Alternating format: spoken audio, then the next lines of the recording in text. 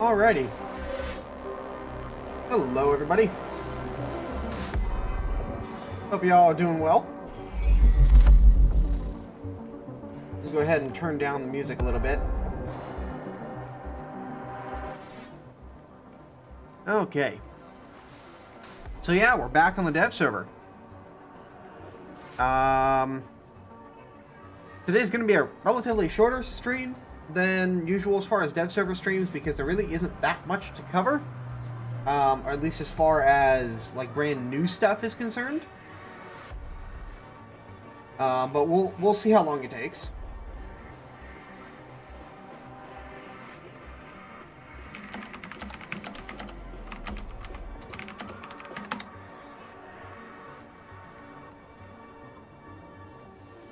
Let's see here, just double checking something.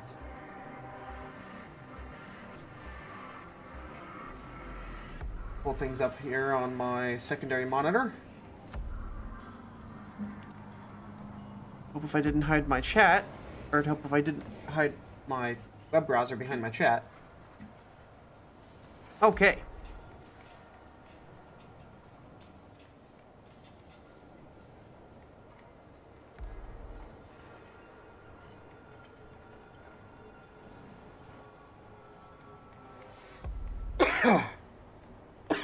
Excuse me. Apologies. Alrighty. Let's see. Preliminary update notes. It looks like heat protection of vehicles has been actually like fixed.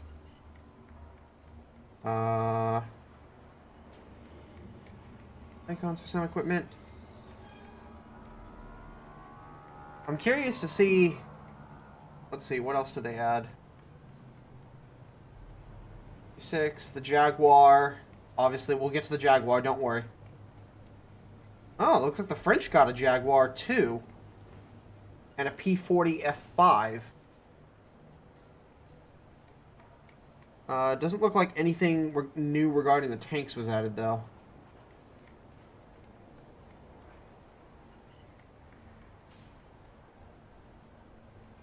Okay.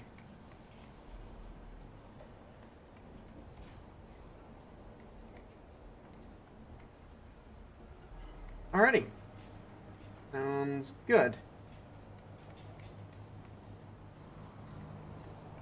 Alrighty. So we're going to go from, like we did last time, we're going to go from left to right. Starting with the US, as far as nations are concerned. So people are wanting to see, I know people want to see the reworked US fighter tree. So basically the P-80s and the F-80s now lead into the F-104s. Still have the F-3H2 Demon. We've got that Razorback P-47.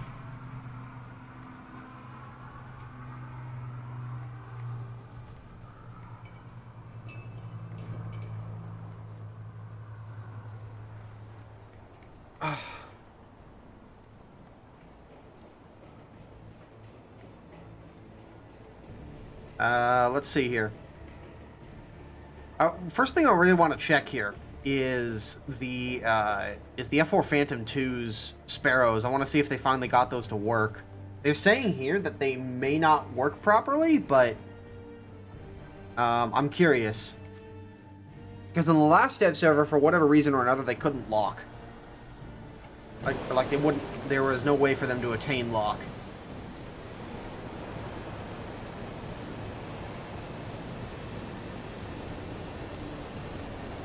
They still aren't working, apparently. Alright, well, let's just double check. If not, we'll just jump out. And we'll move on with the rest of our day.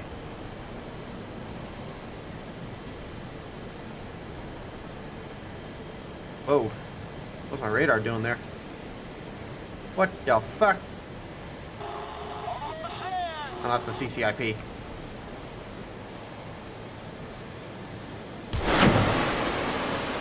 No, that was a Sparrow, but... Oh, I see. Okay. So I can get a lock.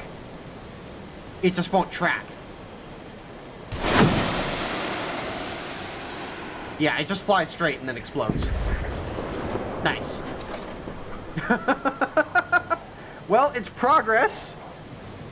Yeah, the missile doesn't know where it is. It doesn't know where it is because it doesn't know where it isn't. It doesn't know how to subtract where it is from where it isn't right now. We're getting there, boys. Maybe dev server number 5. We'll get a working Sparrow, guys. I mean, nice meme. Nice fucking meme.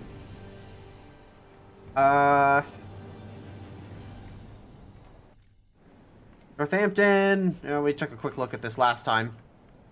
Nothing new here as far as I'm aware. Oh yeah, by the way, so some new information has come to light on the YP38, why it's a premium and so on. Essentially, this is going to be a replacement for the XP38G. That being said, if you have the XP38G, you're going to be able to keep it. It's just no longer going to be buyable after this patch, from what I understand. So you're going to be able to buy the YP38, but not the XP38G. So, you're not going to lose it if you have it. Don't worry. But if you have been looking at this aircraft for a while and you're like, oh, I kind of want that thing, you better pick it up now. Because now is going to be like your last chance to get it. So. Alright. I don't think we need to go through all of the nations again. Let's just jump over to the Sepicat. Because that's what a lot of people are interested in seeing. So the Jaguar. No, it does not appear to be premium, like some people are saying it is. Jaguar GR1. I'll admit, I know next to nothing about this aircraft. Considering, however, it's in this line, I imagine that it's a pretty damn good ground attacker. Yeah, it's got some M9Gs, huh? Okay. Can't say I know too much about these missiles, but they seem okay.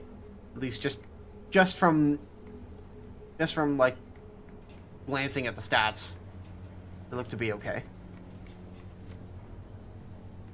I heard France also got a Jaguar. Yeah, they did. Yeah, the French have a Jaguar as well. Interesting. This one only has 2 cannons. Okay, so that one has 2 cannons. Yeah, they also got a P40, but we'll look at that later.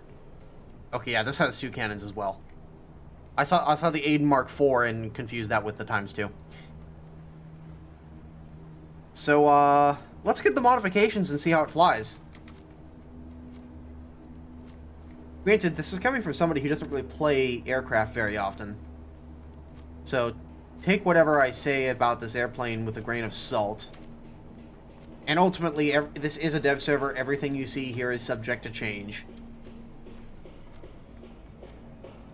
The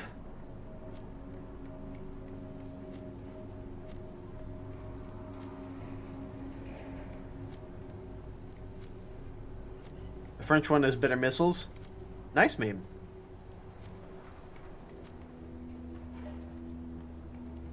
Is this confirmed? Guy Jiggles hates Britain.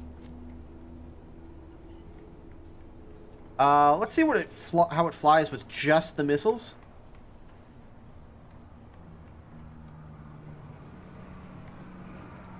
I'll admit, I'm a little annoyed.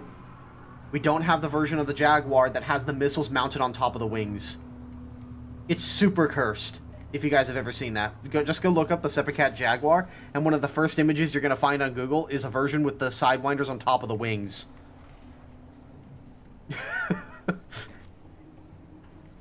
Actually, wait. I wonder if one of the loadouts... Okay, never mind.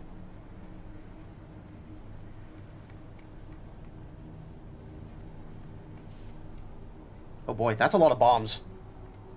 Alright, let's just do it without any bombs on it, because I'm sure people are going to be like, oh, you're not taking it clean. Looks like a T2, but British. Yeah. By the way, here's the cockpit. Doesn't look like the radar works. Assuming that is supposed to be a radar.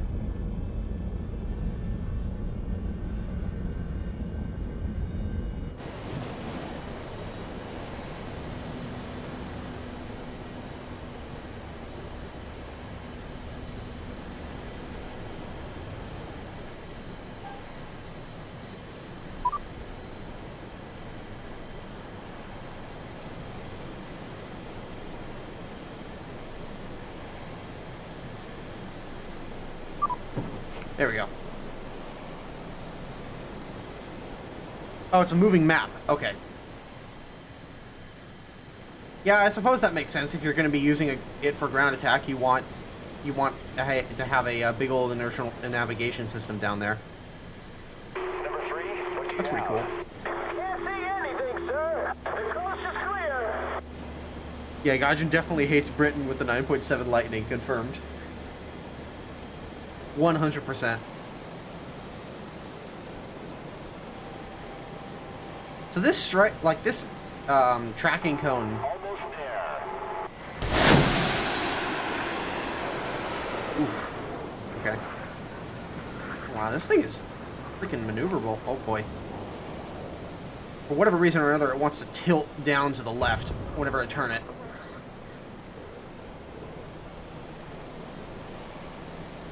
It strikes me as pretty damn maneuverable, though.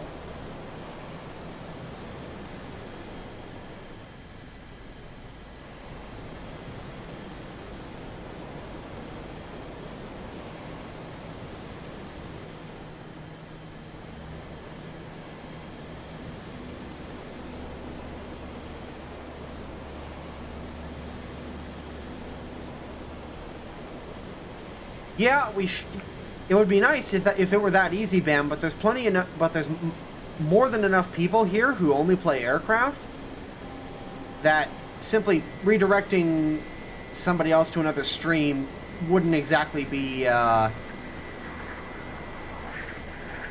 easy for some. Especially considering the fact that I don't even know if John is online today. He wasn't able to get online for the last episode. Oh my god. Well, I guess we can confirm that the missiles are not exactly the greatest in a turn. They have a larger tracking cone, though, which is nice. But I guess that ultimately doesn't help you if the missile doesn't actually hit whatever you're aiming at, huh? This aircraft handles weirdly. It feels like the rudder doesn't work. Like, it works if I crank on it, but if I, like, try to turn... If I try to crank hard on it, it, like, puts in a false input and does that. So people who are, like... I don't know if that's historically accurate or if that's just a bug with the flight model. Yeah, see what it's doing? I'm not doing anything else other than holding the... like, pulling the stick back, and it's doing this. So... yeah, it sounds like they need to do a little bit more work with the flight model. Because right now it's pulling really hard to the left.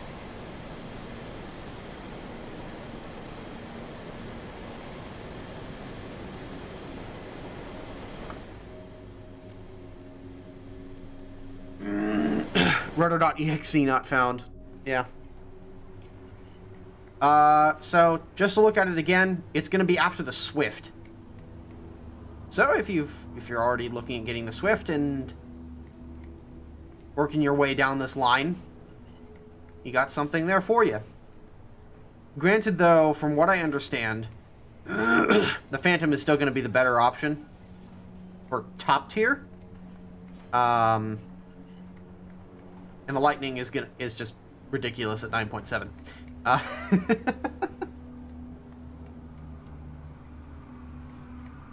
Skins for the Jaguar? I doubt there's any.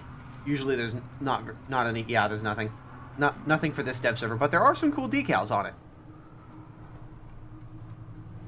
It does come with some neat decals. No, they have not. Well, they've sort of fixed them. They will lock onto things now, and they will launch, but they won't track anything. They'll just like fly straight out ahead and blow up. So we're getting there. We're getting there. We're just not fully there. So France got a Jaguar of their own, which Guy Jiggles failed to give me yet again. At least this time I don't have to go through the entire tech tree. The Ontard.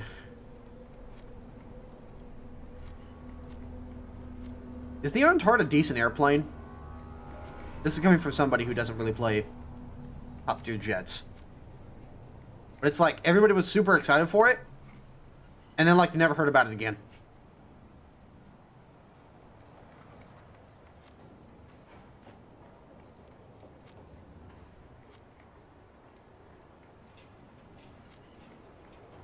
Matra JL100R.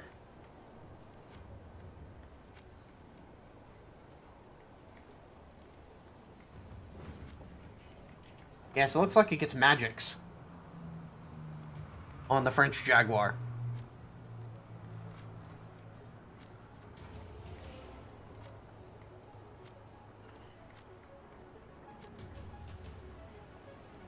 Ontard is good. Acceleration is pretty decent. The Super Ontard is going to be really good. Fair enough. I mean, it better be super, huh? I mean, it's in the name. If it wasn't super, what's the point?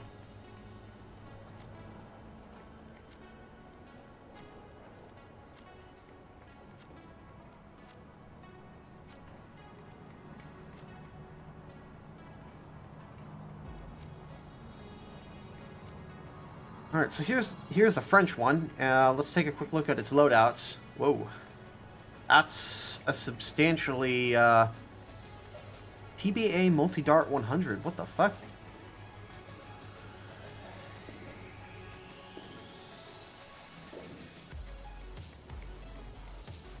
Okay.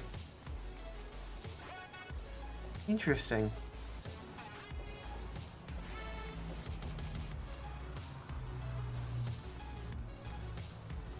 Interesting. I'm curious.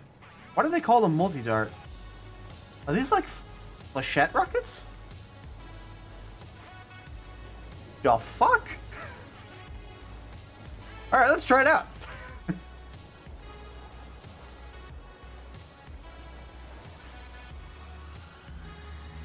Yeah, they shoot multiple darts, literally. Okay. I don't know how that works, but cool.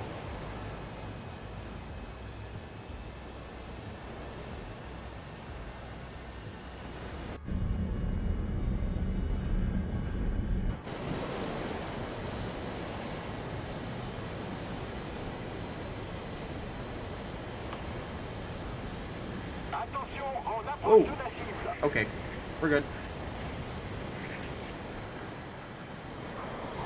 That would have been highly embarrassing. Alright, there's the tank.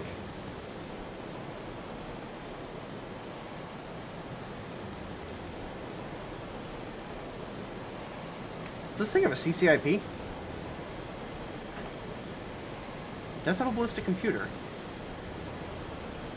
That will be very helpful for ground attack, I can tell you what.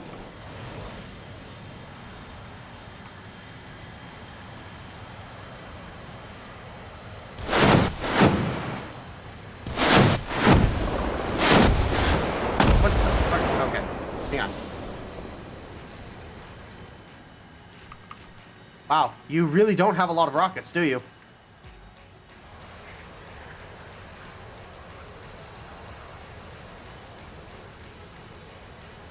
Give it a few seconds and it'll reload the rockets.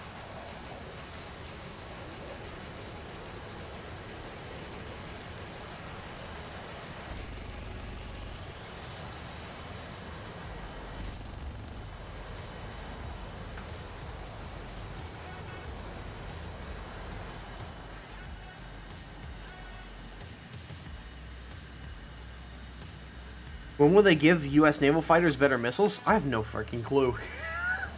I would assume that the AIM-9Js would be just fine. At least for the Phantoms. Granted, those are the Air Force Phantoms, if I recall correctly.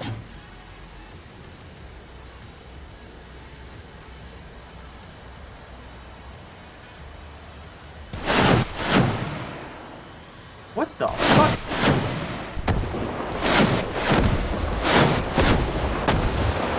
Oh shit. Okay. So it looks like, yeah, they do actually split up into multiple projectiles. Slight problem with them, they're very inaccurate. Holy shit. That's really bad as far as accuracy is concerned. Like, I could see something like that being useful against ships, where you're firing at a very large target, relatively. Punch a bunch of holes into the side of the ship, especially around the waterline. Like, that could be very useful. I mean, the penetration on these on the projectiles are not great. It's like 80 millimeters or something. Whereas the other rockets you can load onto this aircraft are have like 500 millimeters of penetration, so they're like heat rockets.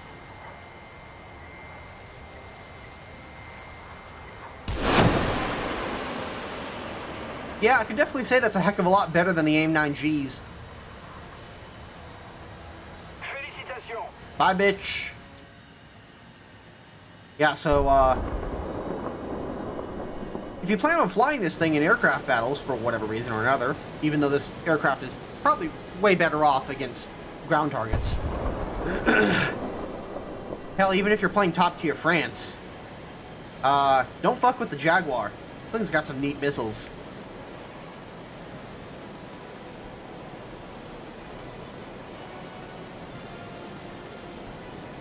Did Germany get anything this dev server? They haven't gotten anything new as far as I'm aware.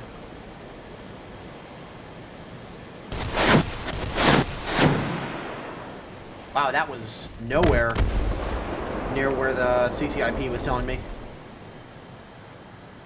What do the air brakes look like? Oh, wow. Okay. Well, there we go. Roll rate. One thing's for sure, the roll rate is fantastic.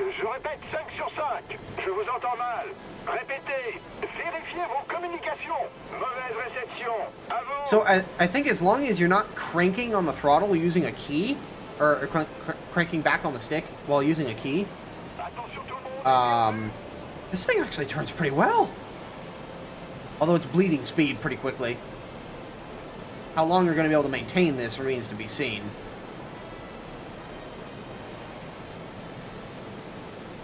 CCIP stands for Continuously Calculated Impact Point. It's represented by the ballistic computer that you can turn on. So,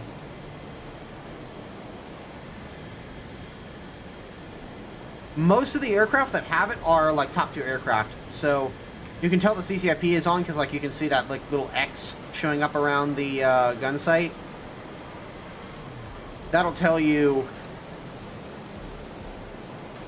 Well, if you have ammo, that'll tell you like where your cannon rounds are gonna land on the ground. So, very useful actually for making strafing runs. And in theory, they're supposed to work with the rockets, but for whatever reason or another, they were not, or they seem to be really far off. How quick does it achieve Mach 1? I don't know. I get the feeling that if you're going to be using this aircraft, you're not really going to be using it as a fighter, or as a dedicated like Air RB aircraft. A vast majority of where this thing gets a lot of its use, from what I can see, is going to be in ground forces, considering that this is meant to be a ground attack aircraft. Like, I feel that just makes the most sense.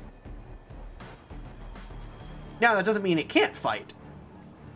But mainly your role is going to be that of a bomb truck. Like this. That just happens to have magics.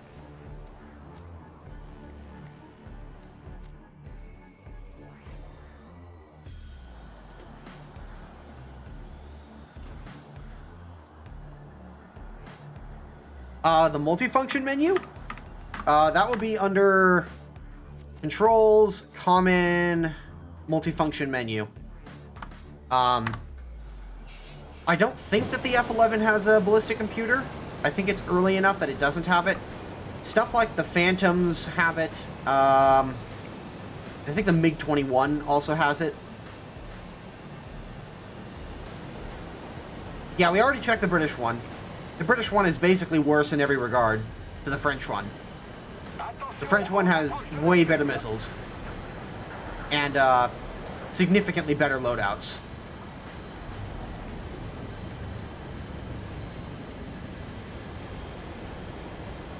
This thing is definitely really heavy, though, with all these 1,000-pounders. Which shouldn't be too surprising when you hang 6,000 pounds of bombs off the wings of an aircraft like this.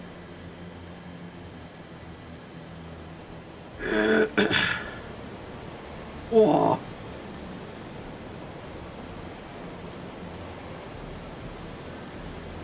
This airplane is just like, why did you do this to me?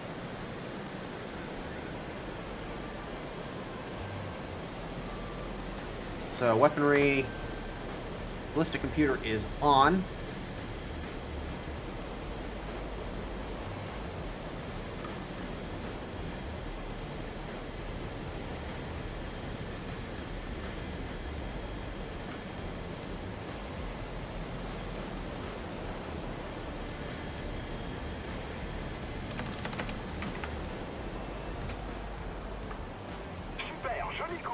Boom. Not bad. And now that you've dropped your ordnance, now you've got a couple of magics to throw at people who annoy you.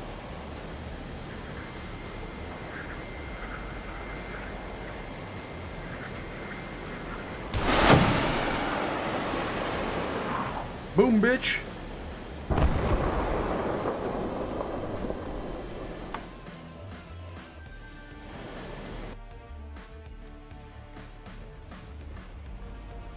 Any new Japanese planes? None. The only thing new about the Japanese is that the B6's got cockpits. Hooray for the, 6 people who actually use them. Japanese didn't get anything else ground forces-wise outside of the Chiha long gun, which we looked at on the last dev server.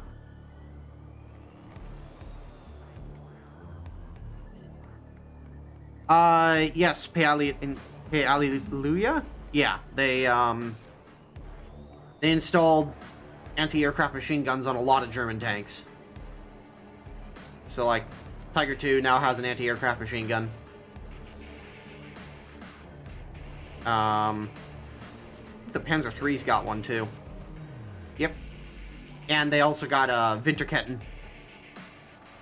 They got wide tracks, which is why the Panzer IIIM is cursed here without the side skirts.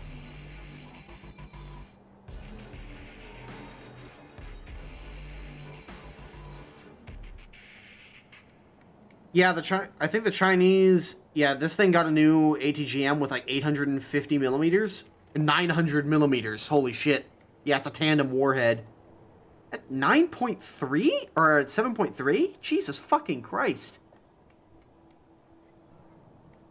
This has the highest penetration per tier, I think, in the game. I think this has the highest penetration of any vehicle at below 8.0 or something like that, or 8.3. I mean, not that it fucking matters, because the BMP, the standard BMP 1P. In the Russian tech tree, with its ATGM, the upgraded ATGM, is just as good. As far as anything you're realistically going to face. Fucking hell, though. Yeah. I mean, it had that ATGM on the last dev server, but it wasn't labeled as a tandem.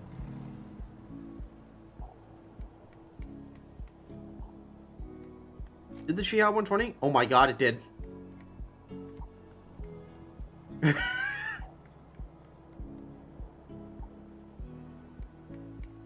It got a fucking shrapnel round. Oh, that's hilarious. Alright, I have to test that.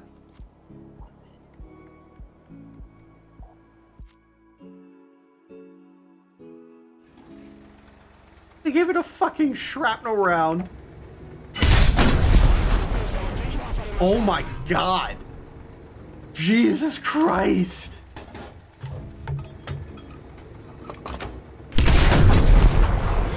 Okay. That I missed and hit the gun barrel.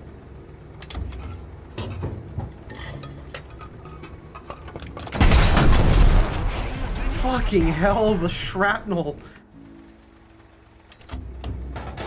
Gbps Christus.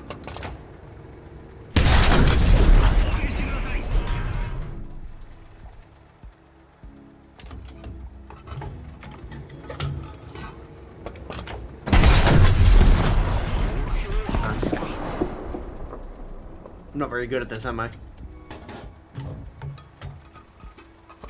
Yeah, the reload definitely seems a heck of a lot faster than it was. Oh shit, that killed the driver. Check the reload on this. Yeah, now it's shrapnel shell only. And the penetration has gone up. Before it was only 50 millimeters, now it's 60 millimeters. Or up to 60 millimeters. Interesting. The reload rate is 10 seconds. That's with a fully upgraded ace crew. Yeah, the reload hasn't changed, actually. It's just that I have a good crew on it.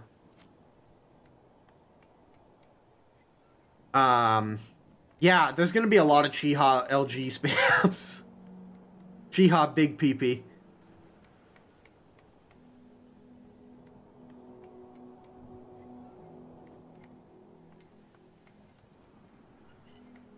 The Flak Briquette and Panzer 1 got a new missile, huh? It doesn't appear to have. Yeah, nothing has changed there.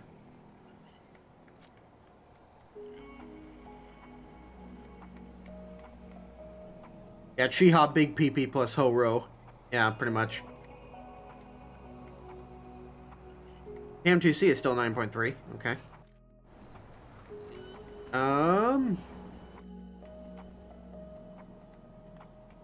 Soviets didn't get anything new from the last dev server. I mean, we've got the T-72B3 from last time.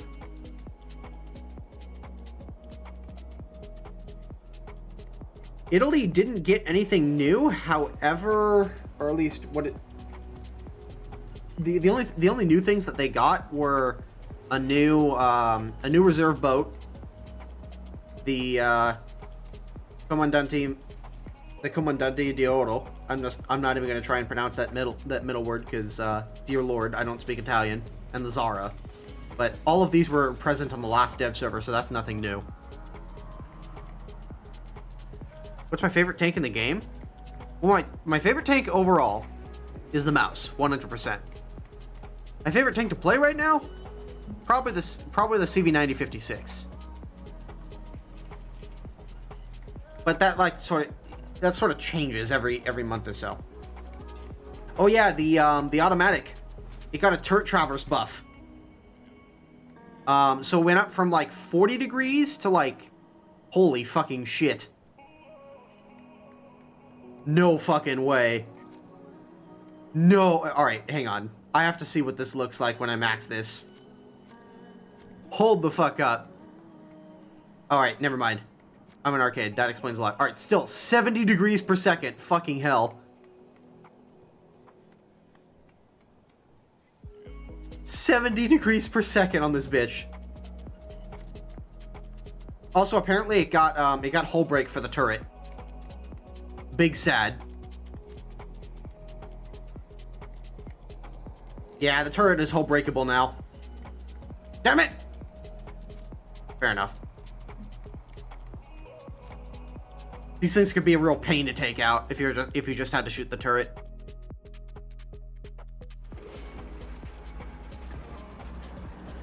Oh fuck yeah! Look at this.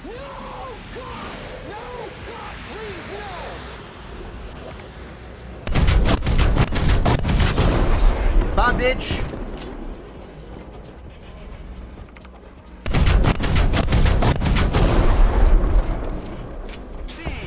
Bye, bitch!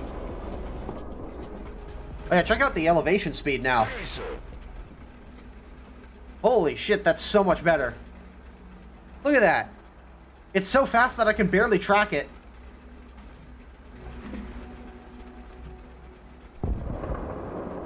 Woo! Hell yeah.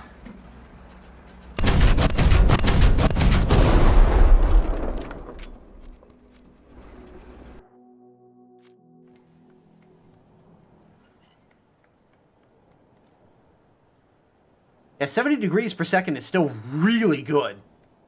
And especially for something as heavy duty as this thing, that's fantastic. Tunguska has had second gen thermals added to it apparently. Let's double check that. Tunguska. GTFO, MiG-21, nobody cares about you. All the plane people playing Soviet Russia are just like, Wee! Alright, yeah. I mean, it had a thermal upgrade that gave it first gen thermals.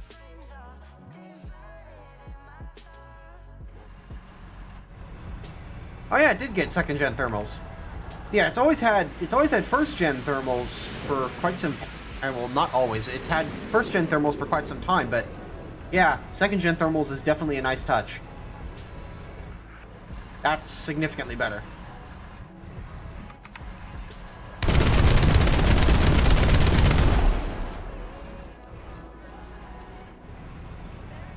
Yes.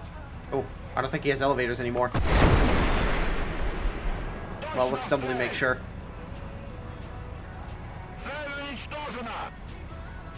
And he's going down.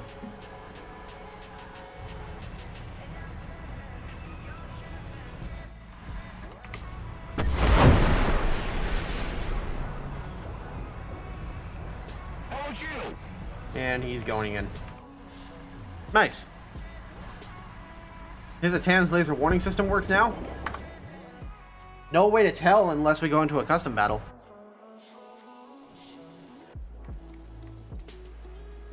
Nice.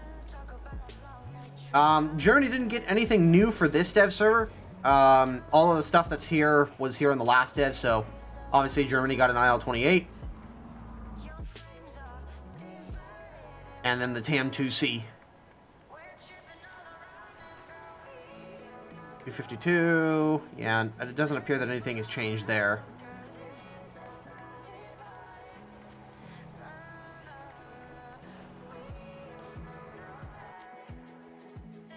Sweden got the STRV-104 and a Tier 1 float plane. Yeah, nothing has changed there. No zoom on the optic whatsoever, though. Second gen commander and gunner thermals. Nice.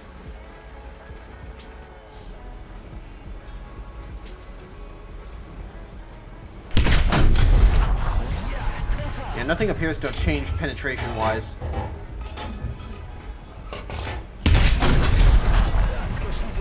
Honestly, you could avoid a lot of ammunition costs. You could avoid a lot of ammunition costs and just use DM23 with this vehicle, and you would be fine. Or DM33, whatever the cheaper ammo is. When does the patch drop? Likely, my best guess would be sometime next week. There's no, like... Guy Jiggles doesn't give specific dates for when a patch will drop. Simply because... It's just not, in case something goes wrong, they don't want to have to say oh, the patch is supposed to come out this way and or this date. and then something goes horribly wrong with the build that they plan to release, like they discover some horrible bug, and then they need to push it back. The last thing they want to do is do that. So they don't give an approximate date, which gives them the freedom to push things back if need be. You put the late green camo with the T72B3 at 100% condition. Because you asked so nicely, sure, I can do that for you. And I apologize if I miss, like, oh, I need you to do this, or I need you to check that. Like, there's like 364 of you combined. Here's the light green camouflage at 100% condition. But yeah, I apologize if I don't get to something that you like. There's a lot of you, and there's a lot of stuff.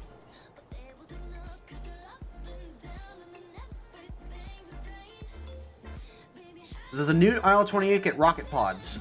Good question. Last dev server did not have them. No, it does not get rocket pods.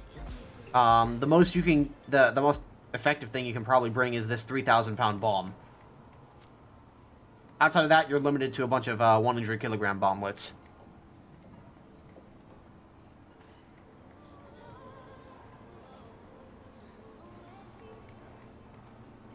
Well, Black Dragon Knight, honestly, like it being I don't really care if it's a DM 103 shell.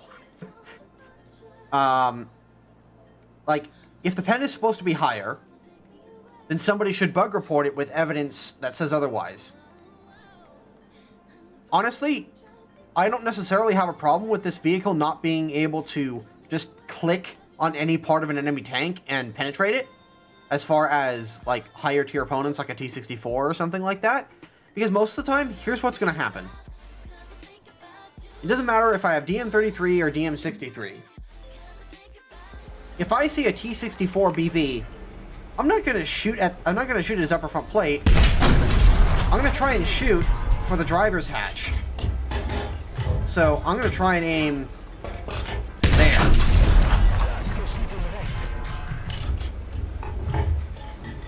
Or if I go a little bit lower, go through there. That's what I'm going to be aiming for. Or his lower plate. I'm not going to be aiming for his strongest armor.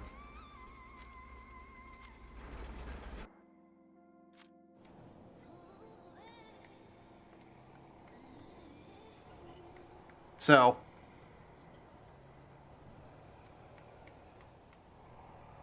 yeah, and the fact that it's a that it's a 105mm does make a difference. If this was coming out of a Rheinmetall gun, then I would expect significantly better, like a Rheinmetall 120mm gun, then I would expect significantly better performance. But it is only a 105.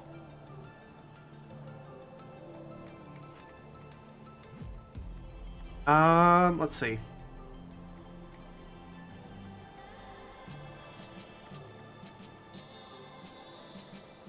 Grayson, I really don't do aircraft.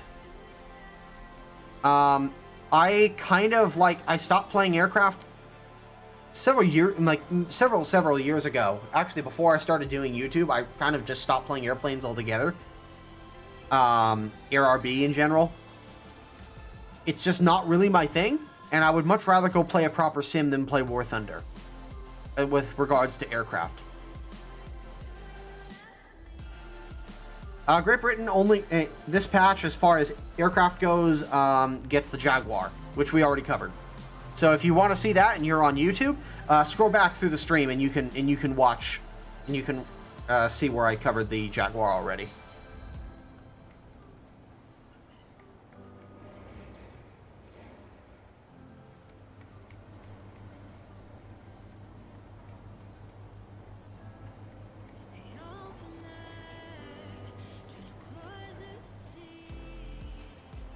UK also got the premium Razorback. That's true.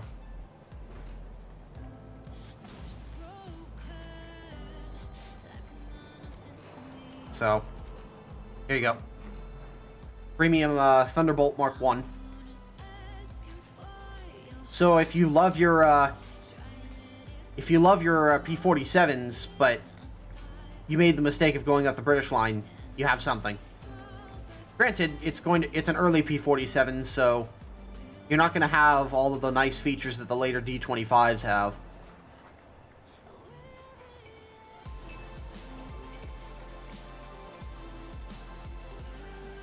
What's my strongest tank statistic-wise? As far as the most kills... Oops. Mouse. 642 kills to 222 deaths, so... almost a 3-to-1 kill ratio? Or definitely a 3-to-1 kill ratio. I can't remember. That's the one I've got the most kills with it, anyways. M36 being up there surprises me. I played a lot of games in the M36 when it came out. In fact, I was playing it with a group of friends, and all they ever wanted to do was play the M36 Jackson. To the point where I actually refused to play the M36 because I was so bored of going into a game and getting like 16 to 20 kills between me and my squad mates. It was ridiculous when that thing came out. It was just like all of the German tanks would just line up in front of me and just die. It was bad. It was really bad for the German players at the time. This was also during the M18 spam days before hull break was a thing. So yeah, M18 Hellcats with no hull break being tankier than freaking King Tigers. That was fun. And people were like, oh, why is hull break in the game? It's so broken. I would much rather have an inconsistent hull break mechanic and be able to kill light vehicles in one shot than have them take like 20 million rounds and still survive. And still have the opportunity to kill me. I would much rather have that. Because I've had it, because I've not had it. And I don't want to go back to those days.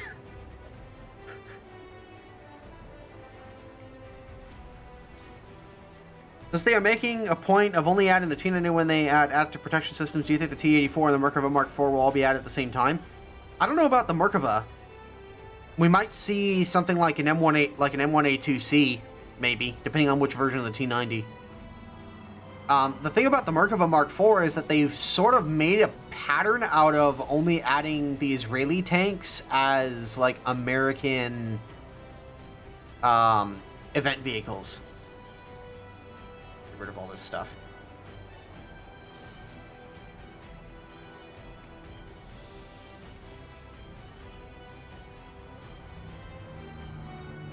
If Germans had HMGs like the Americans, the M18 days probably would never have happened. No, they probably still would have. It just would have been a little bit more, it just would have been a little bit easier to counter them. I resorted to just, back during those days, I resorted to just loading like 10 rounds of high explosive, 10 or 15 rounds of high explosive every game. And that was like half of my ammunition loadout. And that was good enough. Because the high explosive on the Tiger 1 especially had enough penetration to get through the armor, the hull armor of the M18 and just detonate them. It was really funny.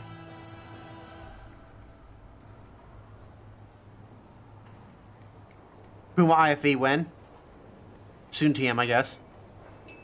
Do you think that they will add the M60 SLEP now that we have the AMBT? It would be nice, I suppose, but they would probably have to put it at a slightly lower battle rating. Because if I recall correctly, the M60 SLEP just uses the same engine as the standard M60s, so it would still be rather slow.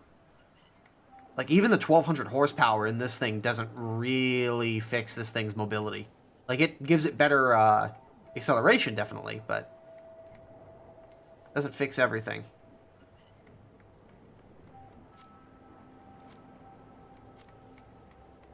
Ooh. Is this on the live server? I don't recall seeing this on the live server. Oh, that's what's going on. I was like, what the fuck is going on with the mantlet? It looks like there's something wrong with the texturing for the... Oh, I see what's happening. The cloth covering the mantlet has been moved accidentally. Nice fucking meme, Gaijin. I was like, what is going on? Nice fucking meme. AMBT is basically the SLEP with a more powerful engine, from what I understand, and from a slightly different manufacturer, but it's debated.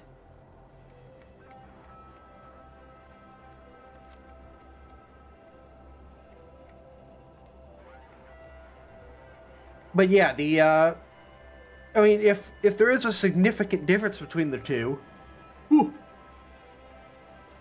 I see no reason why they couldn't just add the SLEP as like a 9.3 or something like that and call it a day.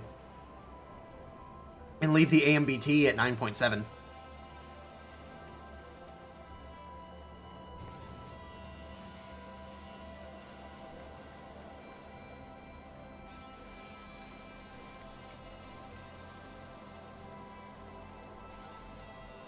Virgin added the Comandante class for Italy reinforces their statement that they will indeed add chips that only to complete the blueprint the blueprint stage. Didn't they say it was like it had to be built in iron or something? Or maybe that was with regards to tanks. It may be slightly different for ships.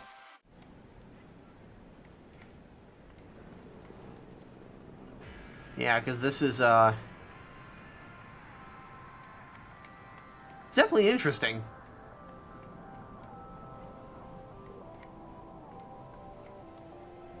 Whew, whew. For Naval, they said they might have to go blueprint for some nations. That's fair enough. I don't have a problem with blueprint vehicles if they are absolutely necessary to fill out a tech tree. You know what's a helicopter? On a completely unrelated note, you know what's a helicopter I really want to see? I really want to see the Cheyenne. The AH-56, I think it was. Like, I saw Curious Droid's video on the Cheyenne the other day, and needless to say, I was pretty impressed.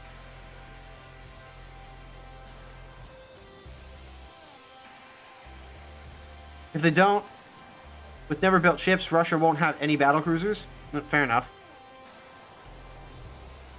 M60's mantlet? Yes. On the last dev server, I didn't get to it, or at least I did get to it, but it took a while. They fixed the mantlet on the M60. The M60 is fixed. It's not so totally shit anymore. Look at that beautiful 600 millimeters. In the right places. It's not an open window to APFSDS anymore. It's beautiful. This is by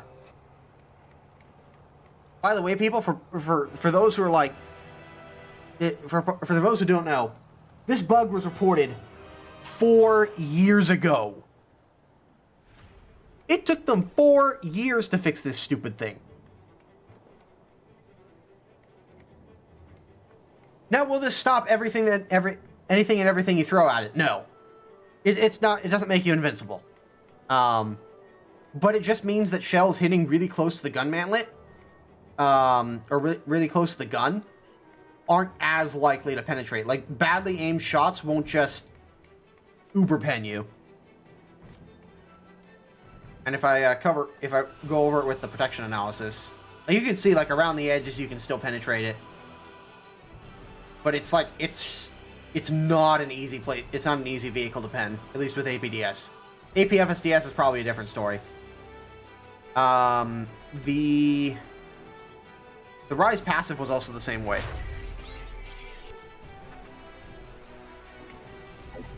Govin Shavan, thanks for the $10, man. Para character bowing down and saying thank you.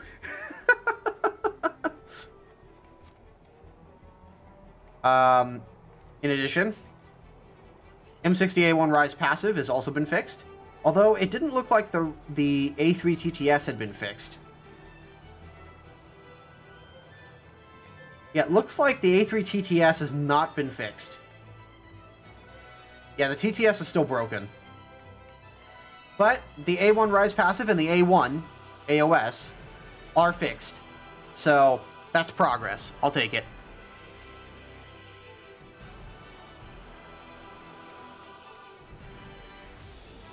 No, God! No, God, please, no! Let's see here. Was the quick stop stab on the CV9056 Chaffee and other tanks with QSS have their effective speed limit increased? So the American, like all of the low tier American tanks, yes, they got their stabilizers increased. It doesn't look like the CV9056 was included in that list. It's a totally different stabilizer, so that's not too surprising.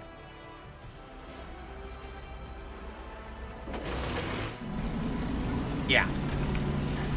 Yeah, so the CV9056 still has the crappy stabilizer, but that's okay. It's not like the vehicle is reliant on it. Oh yeah, and for people who missed it last stream, for people who didn't really notice it, you can now finally edit and set up your loadouts in the test drive menu before you go into a battle. You no longer have to go to join a battle in order to set up your loadouts. You can set everything up from the hangar under the test drive menu, and it will save it. So, why it took them, I don't know, 6 years to add a feature like this is kind of ridiculous. But it's here now, so I guess that's all that matters.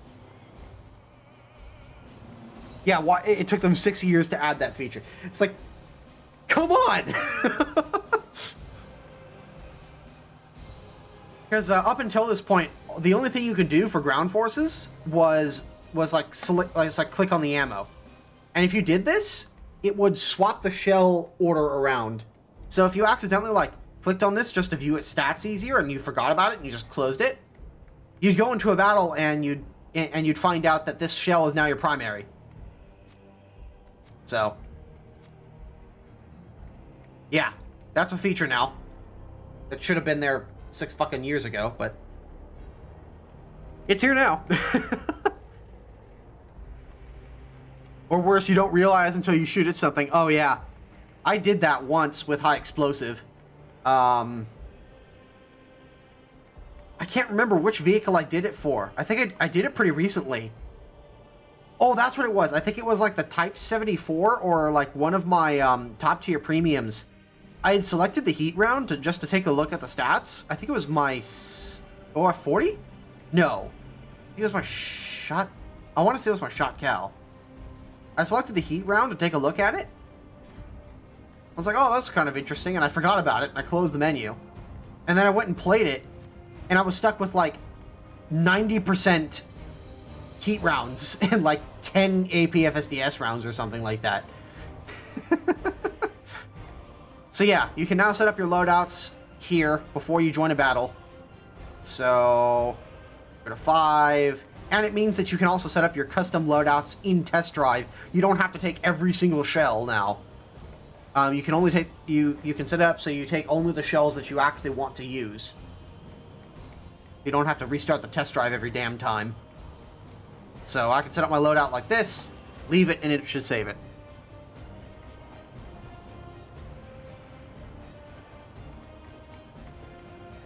Check if the T-72B3 gets a new shell. Sure, I don't think it did though.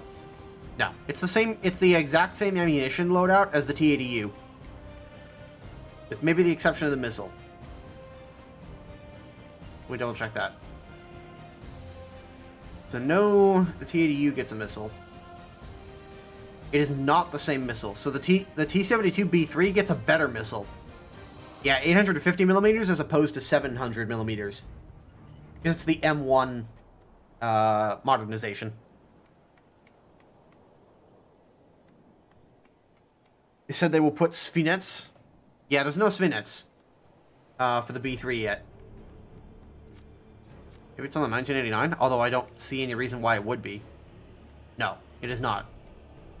Yeah, so Svinets is not on the B3 yet. It may be in the files or something, but it may just not be enabled yet.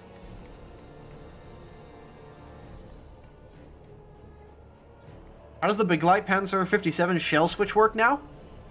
It just works like it works like the automatic. Or any other standard auto-loading mechanism. So unlike previously, with the Begleitpanzer Panzer 57, now you no longer, anytime you want to switch to another ammo type, you no longer have to reload the entire magazine all over again and spend like 30 seconds reloading your whole mag. So if we go to AP, so I could load like 20 of that, 20 of that, like 48 of that. Actually, let's set semi-armor piercing 20, set it to 25, and then the rest will be HEVT.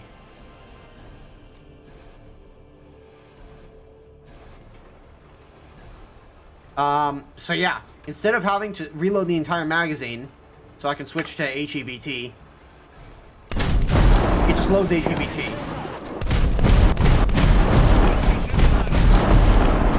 So now I have anti-aircraft shells loaded, and it's like, oh, the IT one has shown up and I need to distract him. I'm now firing AP. And it's got a 48 round ready rack. So it'll empty this right magazine first, and then it'll empty this left magazine. And it's supposed to represent switching between, on the fly, between two different magazines. So ideally in real life you have 24 rounds of armor piercing, 24 rounds of HEVT, and you can just swap between them as you go.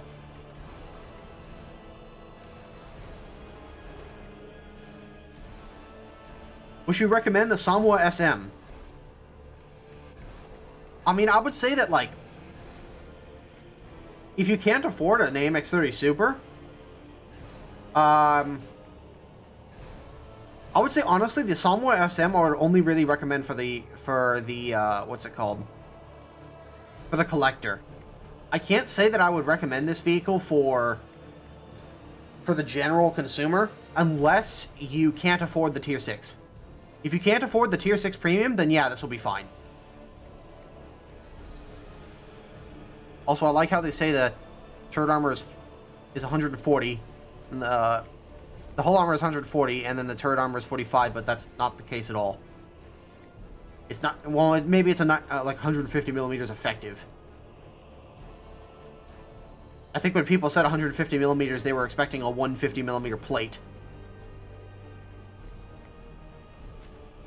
Yeah, I can check the French P40. Yeah, the Lafayette. Throw it in the Mirage.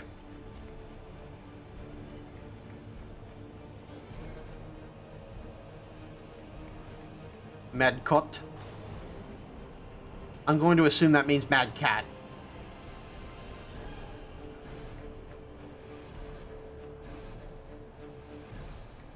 So they fixed the Beglite by making it less broken? Well, they fixed the Beglite by making it what it should have been. So yeah, P40 F5 Lafayette. Got your standard assortment of bombs.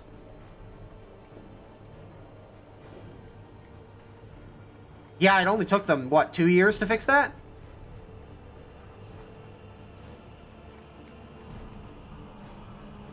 That P40 should be slightly longer than the other P40s?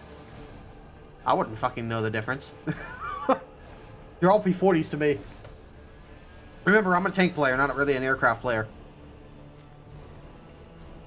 2.7 battle rating, rank 2.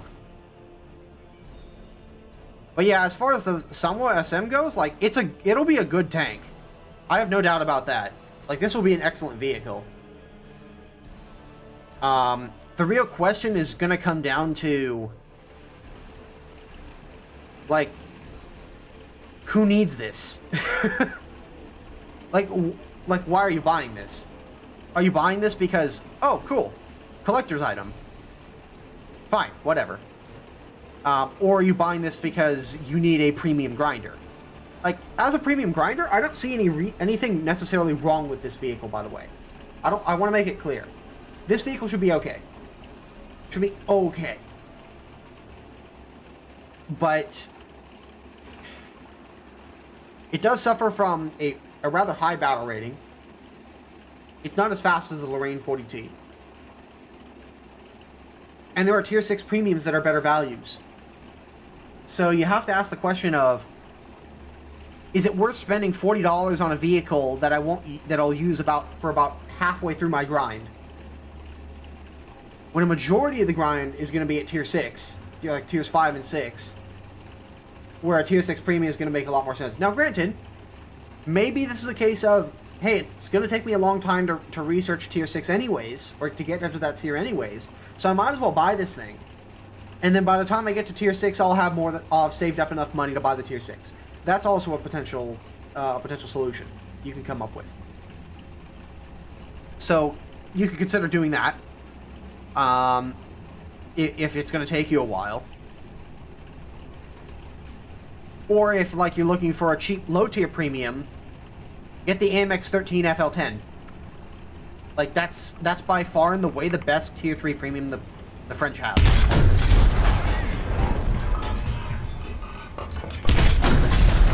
In a lot of ways, actually, this is going to be very similar. Dear Lord, if I could just get a center mass hit, please. Alright, that'll work.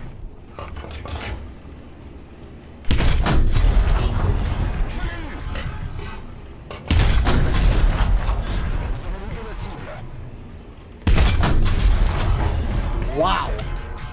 Holy shit, this gun has a lot of spread. This gun is all over the damn place. Well, at least you've got a fast reload.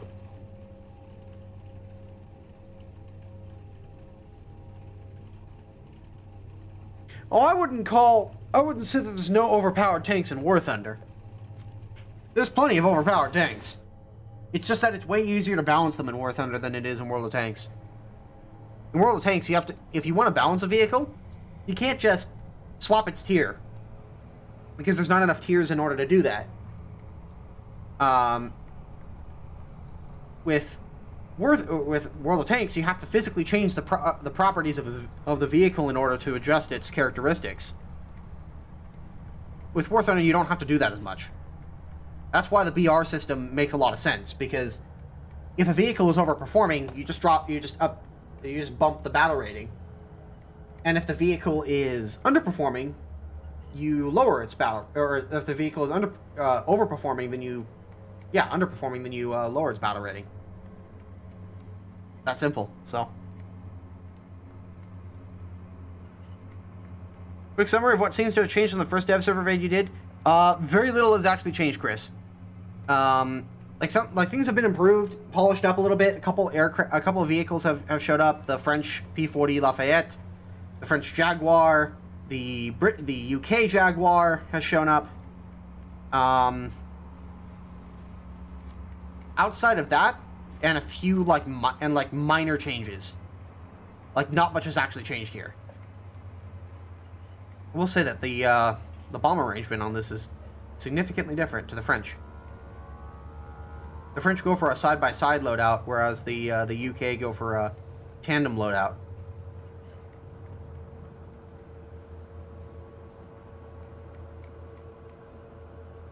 They always out here thinking, God, your balance with repair costs. Well, officially they don't. But yeah, as we all know, with the most recent round of changes that they so graciously asked the community their opinion on. Oh wait, they fucking didn't. Yeah, Gaijin will sometimes balance vehicles by bumping their repair cost. Now, I had the CEO, Anton Udinsev, tell me at Gamescom 2 years ago, we don't balance things with repair cost. You sure about that? He told me that straight to my face. We don't balance things with repair cost. Uh-huh. Uh-huh. Yeah, Japan would like a word with you. And by the way, this was before the free parts and FPE thing. And before they removed the what's it called? The RP cap, because for a while there was a very real and artificial RP cap on the game, so you could make like a great game was like 4 or 5K RP or something like that, and if you didn't have premium, a great game was like 2 or 3K RP. An average game was sub 1,000, and an okay game was a 1,000, which meant that you had to play like an absurd number of games. Not to mention the fact that parts and FPE costed ridiculous amounts. So yeah, Gaijin totally don't balance with repair costs. That would be scandalous, now wouldn't it? Yeah, well, that was a lie.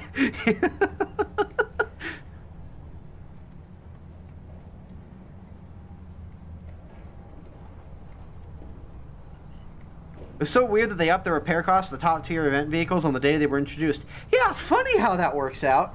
It's almost as if they were taking. It's almost as if they were taking the feedback from, or it's almost as if they were taking the performance from a from a handful of really good players, and upping the repair cost based on that, rather than actually upping the repair cost based on statistics gathered from the community at fucking large.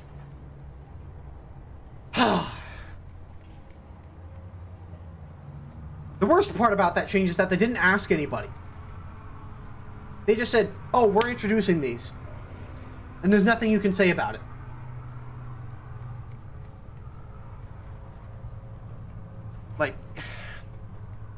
Like seriously, Gaijin, fuck off. Wait, you mean that everyone doesn't get 12 kills in a match? I know, right? News to me. Is that how the sparrows work? They don't.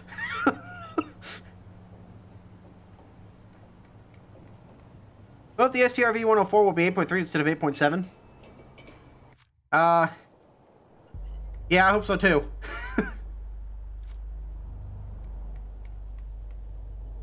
All right, we're making progress, General Waffles. They can now lock onto things and they can now launch, but they don't track anything. They just fly straight ahead and blow up.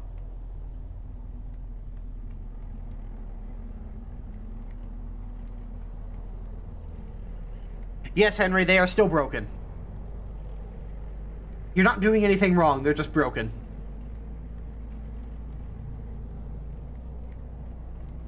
What even is the British version of the STRV 104?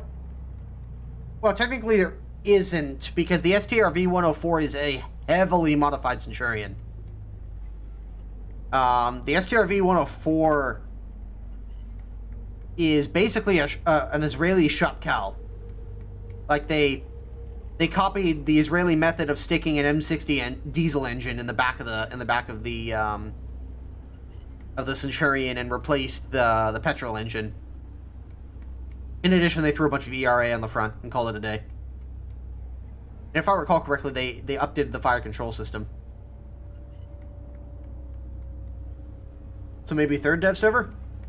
I wouldn't count on it, but it's possible.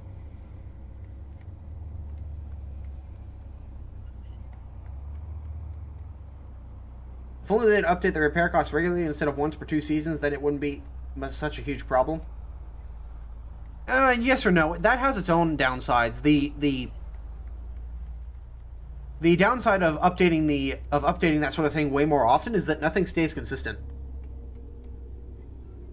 Like, you could have an aircraft that's, for whatever reason or another, performing really, really well one month. I'm just going to turn down one of the lights. You could have an aircraft, for whatever reason, that's performing really, really well one month. And then, like, oh, the algorithm has picked it up. Let's bump the A6M2's repair cost to 20,000. Just throwing an example out there. And the next month it'll be like, oh, it's back down to like 2,000. Like it'd be all over the place. So yes, as much as I would like to see something like that done more consistently, the likelihood of it is not great.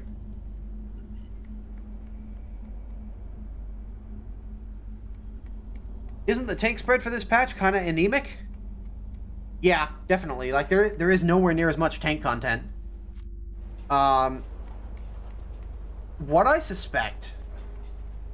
This is just a hunch. But what I suspect is that for the next year or so, the focus is really going to be on aircraft and naval forces. Because tanks have been kind of... have been, like, pushed pretty dramatically each patch. I mean, we have tier 7 tanks, but we don't have tier 7 aircraft. Only go up to rank 6. So...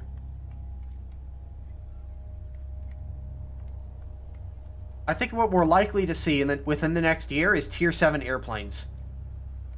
I think they're going to focus down on filling out tier 6 a little bit, so that when they introduce tier 7 for aircraft, there will be a good baseline, like a good foundation for them to build upon.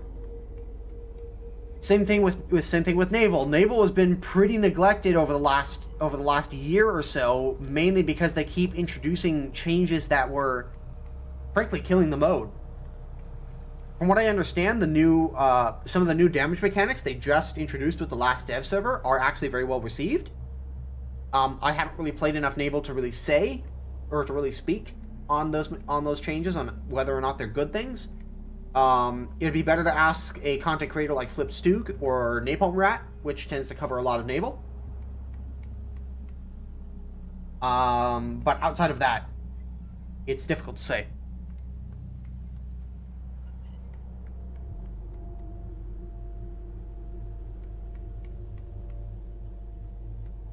There have been 3 new low-tier tanks since after Viking Fury.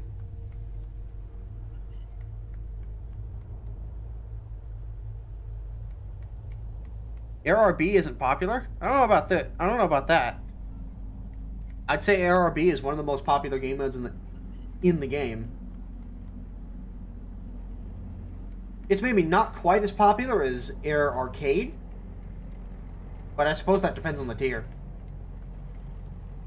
You think the Samuel SM's repair cost will make it more viable than other 100mm autoloaders? That's a potential selling point. I was like, why? Where's my Samuel? Like, having to pay only 3,400 SL per match, that's definitely an upside. Especially to playing it over the AMX 50, which has a nearly 12K repair cost. Like 3.5K versus 12K. Yeah, that's a pretty substantial difference. And their performance is pretty similar.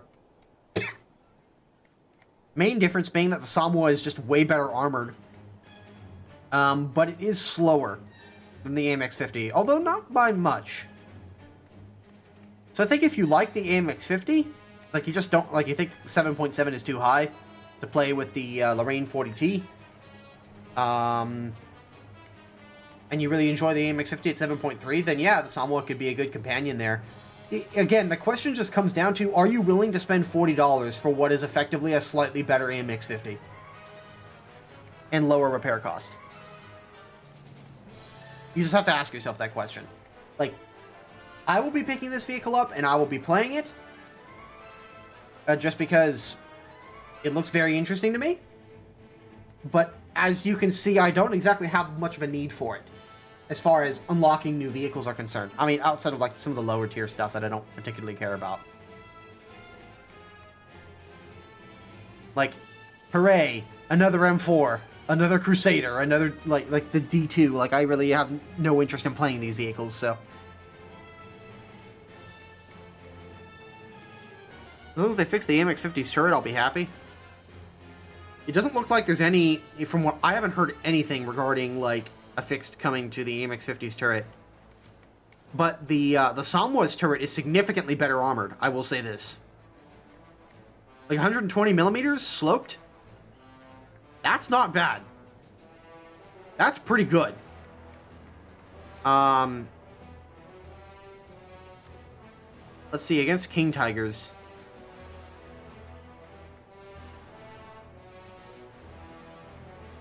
Yeah. Yeah, if you want to penetrate the turret on a Samwa, you've got to aim low. And even then, you're not likely to take the entire tank out.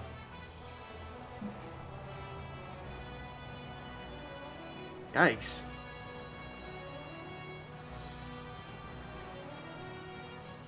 And you can penetrate the hull.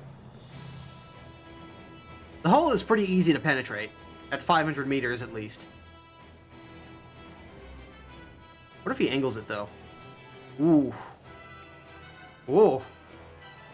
Oh, man. Oh, well, you could go for the side armor. And there is ammo in the side sponsons. Because the side armor is only 40 millimeters. So you could do some pretty serious damage.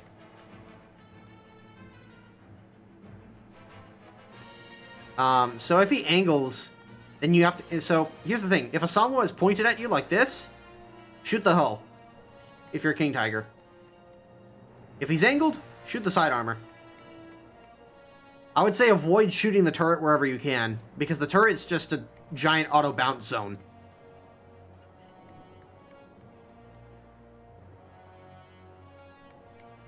So yeah, the 88 can pen the hull. At least on the King Tiger. The long 88 can pen the hull. Samwa turret is supposed to be on the AMX50 chassis. Already bug reported.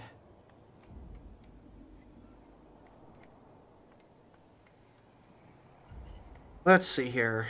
Why would you even aim for the turret? Well, to take out his ability to shoot back at you, mainly. If you could take out the cannon breach, or damage the cannon breach, that goes a long way to helping you win an engagement. Because, you know, aiming for the hull is not a guarantee that you're going to knock out his ability to shoot back. Like, yeah, you may kill him, but there's always the possibility that, I don't know, you may aim a little bit low. And only kill the front two, and, like, don't kill the gunner, or you know, there's... It's not a perfect solution to aim at the hull. I mean, neither is aiming at the turret. But it's really just a matter of... What risk do you want to take? But yeah, the repair cost for this thing is 3,400 SL per life. And because it's a premium, you get 30 free repairs. So your first 30 lives don't cost, and like your first 30 deaths don't cost you anything. Which is really nice. It's got some armor. The turret is very well armored. And if you do angle the hull, you get significantly better protection.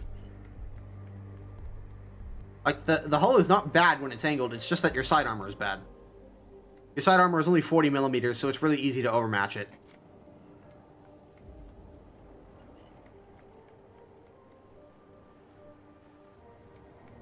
I mean, yeah. But I'm going... Michael, I'm just going off of it in its current state.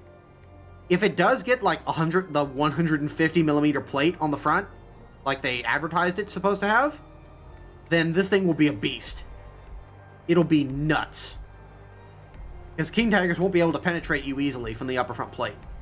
Because currently, right now, yeah... You have to angle your armor in order to get the most out of your upper front plate, but then you just expose your very, very weak side armor. So... Bones, yes, I already covered the Jaguar multiple times. If you want Bones, you can go to the YouTube stream, and you can scroll back through the stream and find it.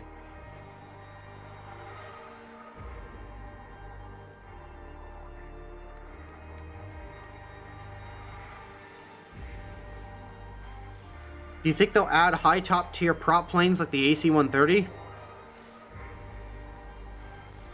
The AC-130 isn't really conducive, I think, to ground forces or to air RB. Like, it really only has it only has any use in ground forces. That's a very specialized aircraft, the AC-130. Most of what the C-130 does is just haul cargo around, unless you give it like a Moab or something like that. And even then, it has no defensive armament. It's not particularly fast, because it doesn't need to be. The AC-130 is only ever called in when you have total air supremacy. Like, you have no danger of the AC-130 being, like, intercepted by an enemy aircraft. Because if it is, it's toast.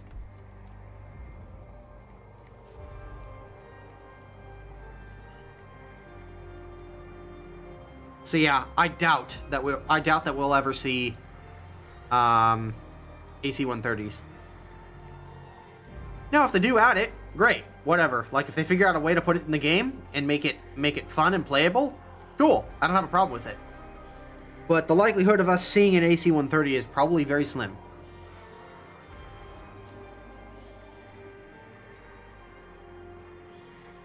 Show us the Panther anti-aircraft machine gun. Okay. Assuming they get them. Yeah, it does. There you go. Panther G with an anti-aircraft machine gun.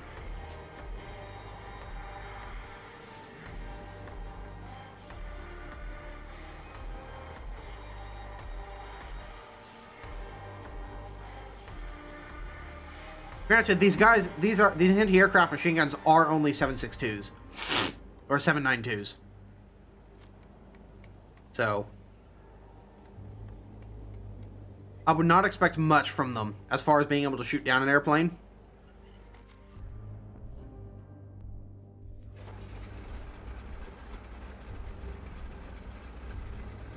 Yeah, Bagel, they leaked the Puma months ago. On accident. Like, I think one of the 3D modelers. Oh my god, what the hell? I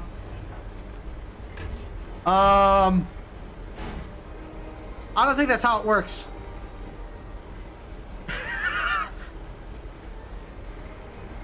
I'm no expert. But I'm pretty sure. It's not supposed to work like that.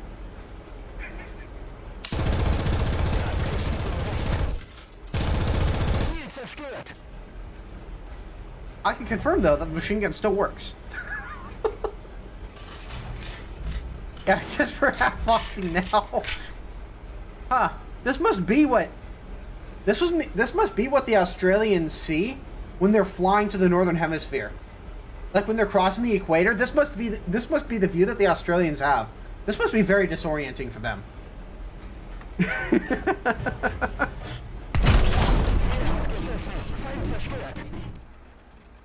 Finally, they fixed the game.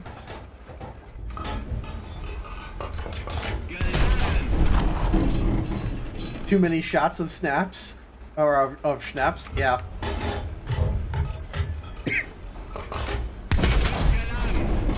Yeah, the new sounds are just fantastic.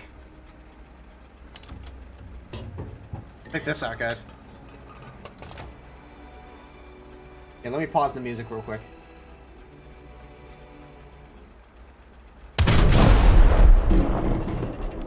Nut.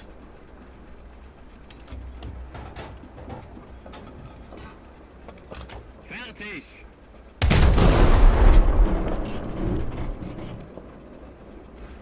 Big nut.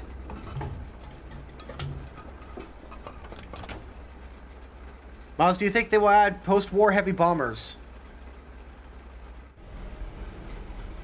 Maybe. The issue with bombers is that with like really heavy bombers, like strategic bombers like the B-52 or the Tu-95 or something like that, is that very few people actually play bombers, like main bombers, and they've proven really quite difficult to get right as far as gameplay is concerned. I mean, anybody who's played low tier will tell you, anybody who's played bombers consistently will tell you that if you're just trying to strategic bomb a point, the likelihood of you actually ever getting there or dropping your bomb and making it back home for another run is like next to nothing. You just get shot to pieces by enemy aircraft or by enemy fighters, and it's it's going to be even worse at top tier, where aircraft are so much faster. They have missiles which can't possibly miss you. Like, it's going to be hell for bombers if they add them in. So I can't see them focusing on adding strategic bombers. They may add them, but I can't see them being a big deal for them. I can't see them being a big priority.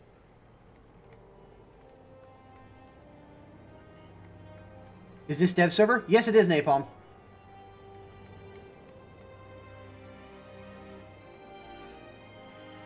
It is dev server. It is up. Have you checked out the LWS? I haven't checked it out yet because you can only really check it in a custom battle.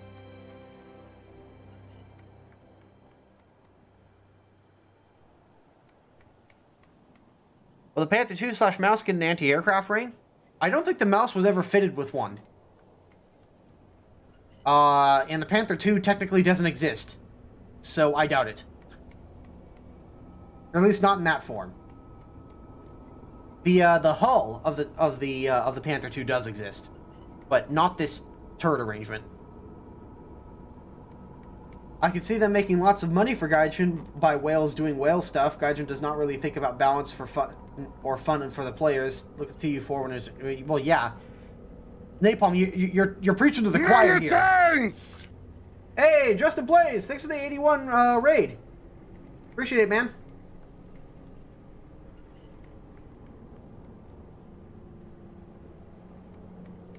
Mouse with flak on top. Yeah.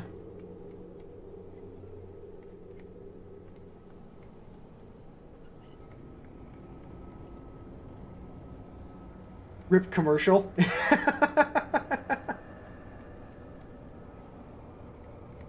Justin plays raid poggers. Yeah. Can we get a poggers spam in the chat? Yeah, I know that there were plans to mount a fixed 20mm anti-aircraft gun, which would have been utterly useless.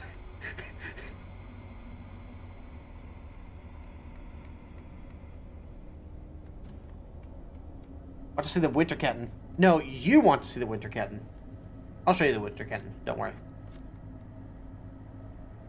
Wide Panzer III. Wide Panzer III. Bottom text.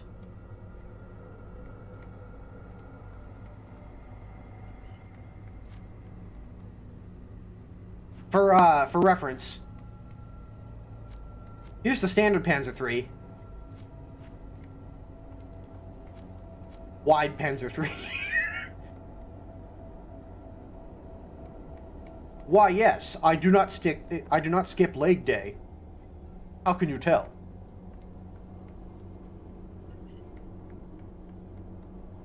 Don't show Mike those lack of side skirts, he'll go crazy. Oh yeah, the Panzer IIIM lost its side skirts because of Winterketten. If you load the side skirts onto the Panzer III, it doesn't have, it doesn't get side skirts. It's super cursed. You versus the guy she tells you not to worry about. It looks like... It looks naked, honestly. It really does. Looks hella lewd. Just a Panzer IIIL. Yeah, but when it's got that extra turret armor on it.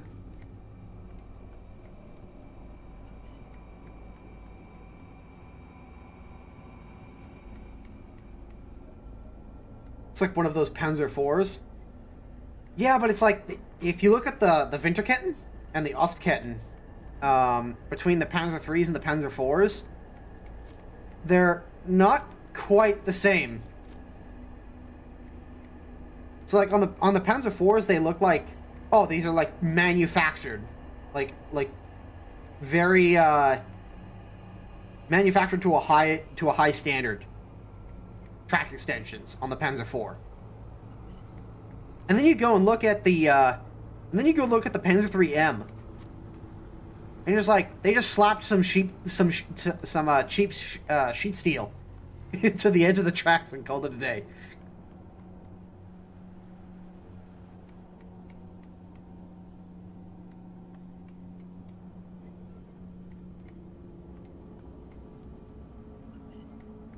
looking... Can I interest you in a nice looking box on the Chinese tech tree with TOE 2 at 8.3? I mean, we could double check it. I don't think anything has changed on it, though. Yeah, it gets TOE 2s. Woohoo!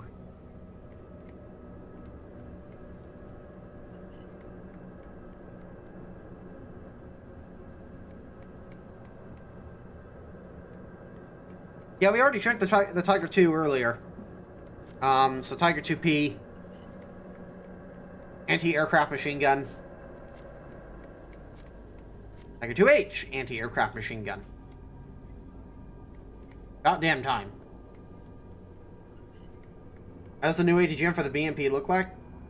I don't know, Raul. I would have to research half the entire tech tree to get to it. Actually, I wouldn't actually have to go through that many. I'll quickly do that. Okay. Congratulations, you are winner.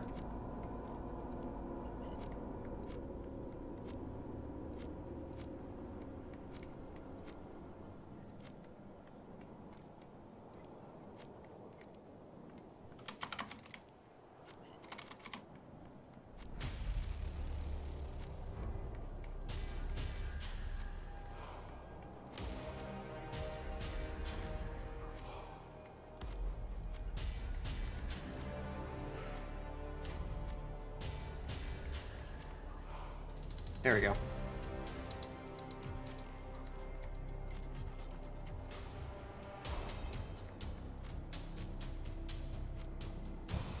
What is the reverse speed on the Sanwa? We could check that in a moment.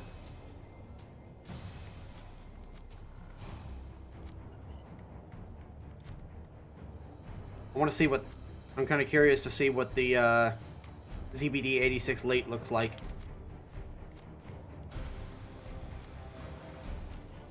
Okay.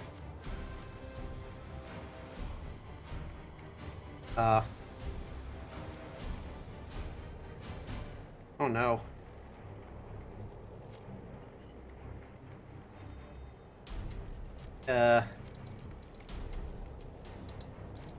Nothing changed. Nothing appears to have changed. Oh wait. Hang on.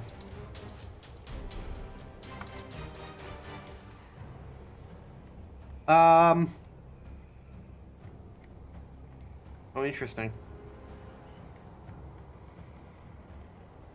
This is a working game. Does it not replace it yet? Oh, no, I can definitely move it. So it, like, it's a Malyutka. Or at least it looks like a Malyutka. But I can guide it with... Oh, wait a second. Am I... No. I'm in RB. But I can guide it with the mouse. Let's see if it'll go through the Brennus. The tandem warhead appears to be there. It's just... You can't tell the... Oh, wait a second. Wait a second. The grenade launcher's changed, I think. Chad Yuka. Hang on a moment. Yeah, if you don't have the upgrade, then you don't get grenade launchers. Or then you don't get the actual smoke grenades. So that's going to be your way of telling whether or not you're looking at a 900mm penetration tandem warhead or not. It's really weird to me that this missile doesn't actually change. Like, there's no freaking way that they managed to get 900mm out of the same form factor as a Malyutka. There's no fucking way.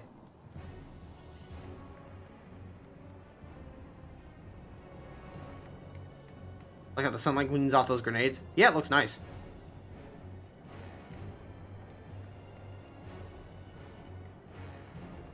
Can you check the side armor protection of the T-72B3? It's not great.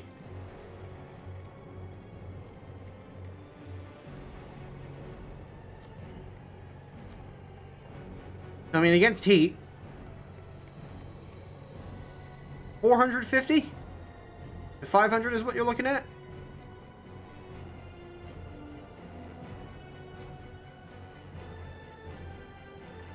So it could stop a low. It could stop a low-end ATGM, especially if it's angled.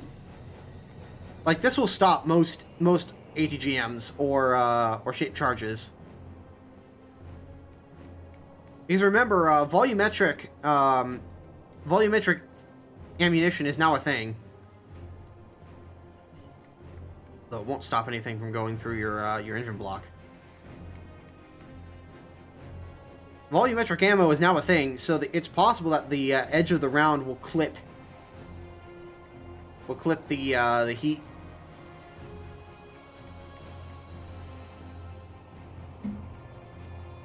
Against even low-end APFSDS, though, it's not going to stop anything. Even if I... Oh, well, maybe it will. Can it? If it does, that's awesome. Holy shit. You can stop APFSDS. So if you've angled it, it'll stop APFSDS. Holy fuck. Well, that's low-end APFSDS. Let's crank it up a little bit. All right, yeah, that feels a lot more normal, but it's barely getting through. Let's put it up against Upper 2A5 firing DM33. It's going through, but it's not doing anywhere near as much damage. And if you don't hit it just right, then it won't go through at all. Like, it'll just fail to penetrate. But sometimes it will, so I wouldn't depend on it saving you. It's still, I agree, it's still incredibly impressive. It's not every day you see ERA stop APFSDS. So I think if you're aiming, if a T-72B3 comes around the corner, you definitely want to aim for this area right in front of the relict. Aim for like the drive wheel, and that should do the trick. But if you are flat side on, or if you catch him mostly side on, then yeah, it's not going to save you. It'll only save you at an angle. So Leopard 2A6 win.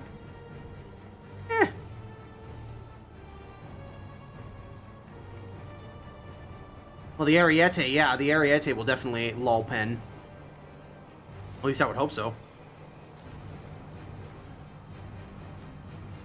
CL3143. Oh, yeah. Well, even in some places, it will stop CL3143. Granted, that's at a really extreme angle. Hitting just the right part. Like, just the right pixel.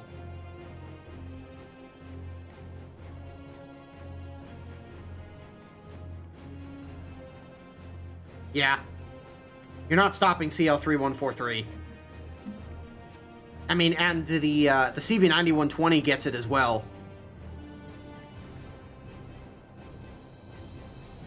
And the CV9120 fires it at an even higher velocity. Like this bitch can sling this round at 1,700 meters per second, which is pretty ridiculous. Oh yeah, the AMBT. Keck W. What can it do? It's like if it's hitting at an extreme angle, yeah, it's not gonna pen. But you hit it at a normal angle, like about this, it'll go through. They nerfed the T-64A's armor. Can you check that out? Sure, we can take a quick look.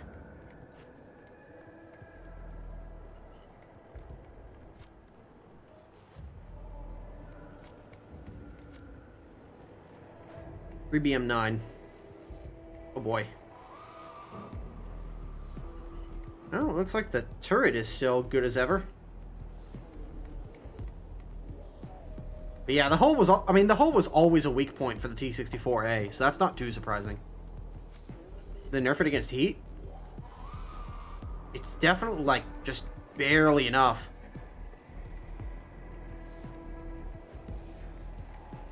Ooh, that's really putting it close.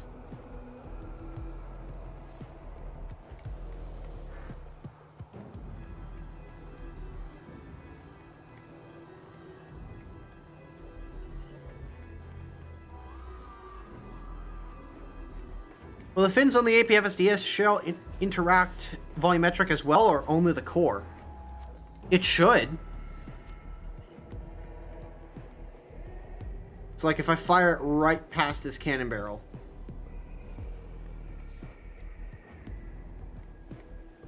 This isn't a good test. How about this? I think I have to load up a NATO tank.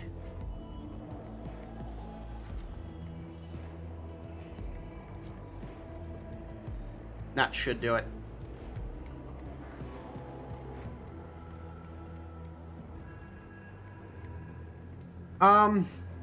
Theoretically, yes, I would say. Oh, well, maybe not.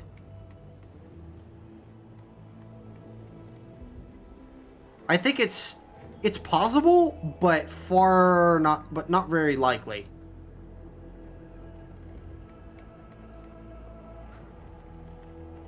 Yeah, possible, but not likely.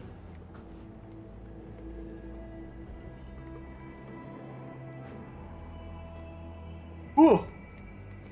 Oh.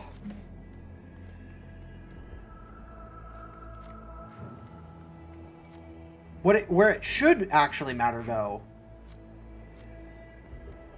is if you're firing at like an M1A2.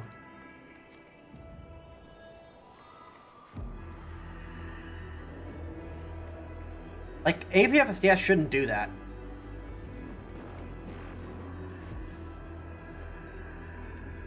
Like, APFSDS should not be able to bounce like that. In real life, it would just shatter.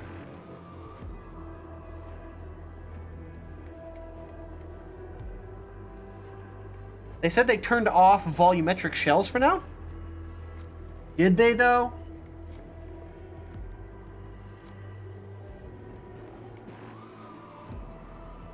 Let's double check that. I want a 3 get in there.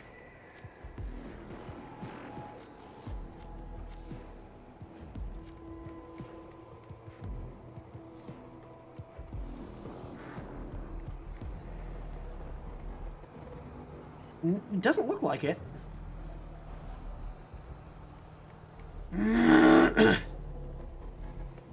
I'm pretty sure. Well, oh, you know what? You may be right. It looks like they did turn it off.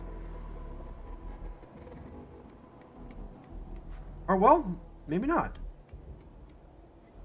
I don't know. It's difficult to say. It looks like it's still on.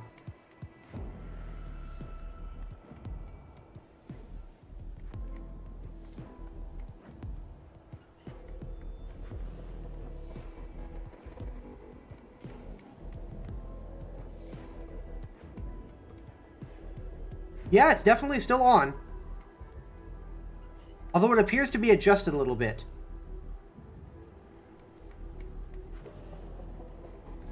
Yeah, I could try it with the RBT-5 rockets.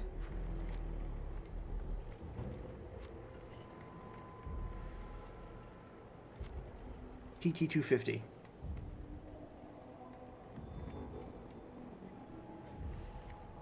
Yeah, it's definitely still working. It's just adjusted. They've tweaked it. So now the shell will, like, break apart. It'll still cause damage to whatever component it hits, but it's not exploding like it was previously. Like, it wasn't causing, like, a crap ton of shrapnel like it used to. Oof. TT-250s are no joke. Don't do TT-250s, kids.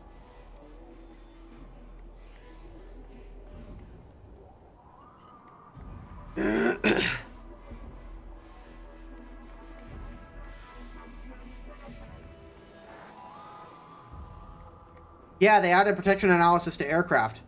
Oh, by the way, this is something that I didn't find out, and there's a couple of things I didn't find out until the end of the last dev server.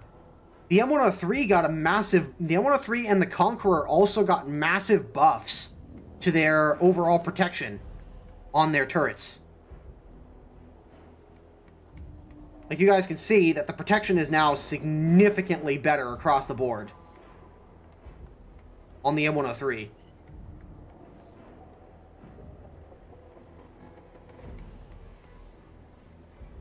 At least on the gun mantlet. The gun mantlet isn't just an open hole anymore for heat rounds. If you fire AP at it, it's even more dramatic. I mean, look at that.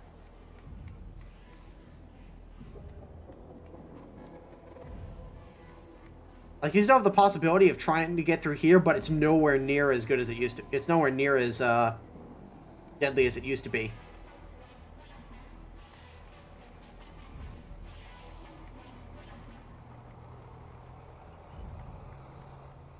Yeah, so the M103 is going to be a freaking beast now. At least, hull down.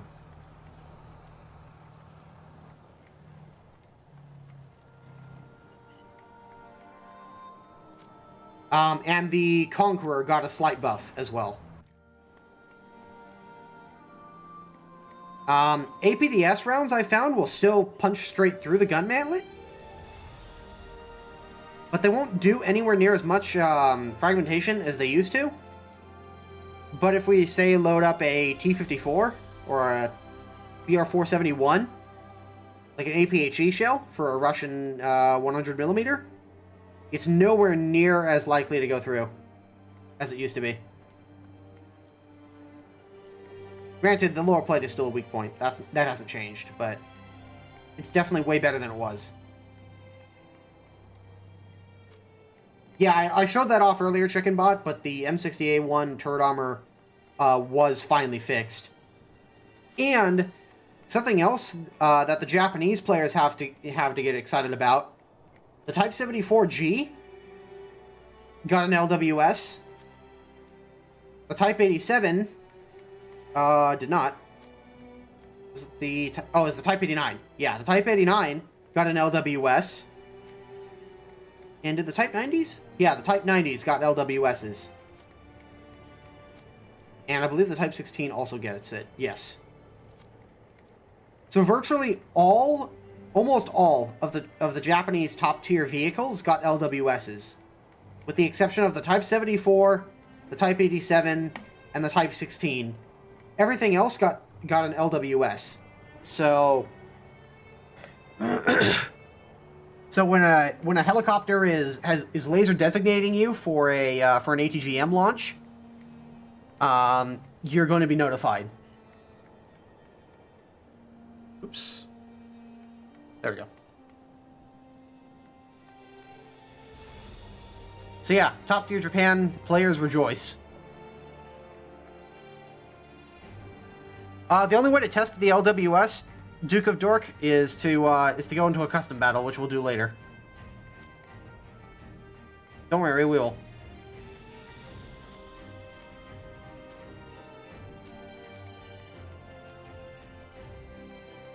Still no LWS for the challengers. Yeah.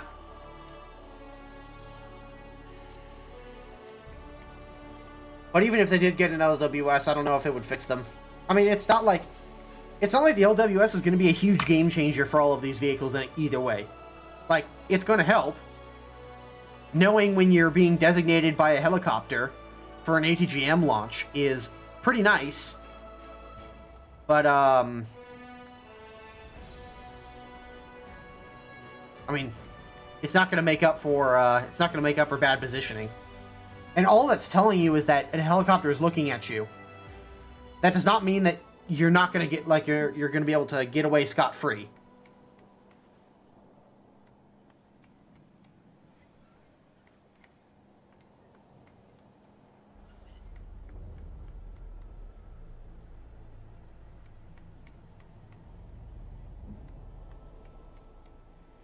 You just know you're going to die. Or that a missile is in the air and you're about to get fucked.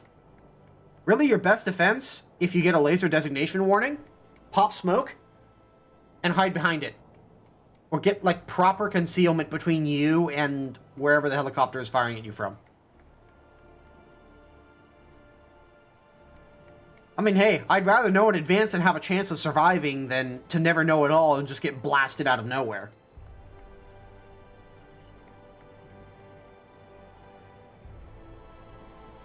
I'm guessing Chrysanthema won't set off the LWS? I don't think so. I don't think it's coded for ground ATGMs. But it might. Because this is a laser warning sensor, not a radar warning sensor. If I recall correctly, the Chrysanthema uses a radar lock, not an infrared lock, and not a laser designation lock. So the LWS wouldn't help you in that case.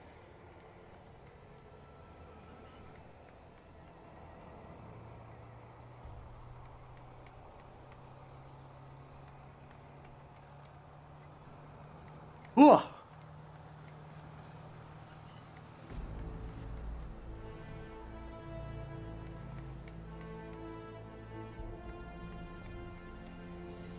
Well, in some rare cases, Ludicrux, they are infrared guided as well.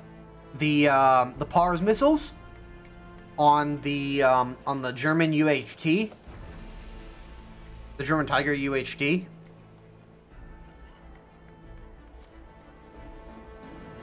These motherfuckers are infrared.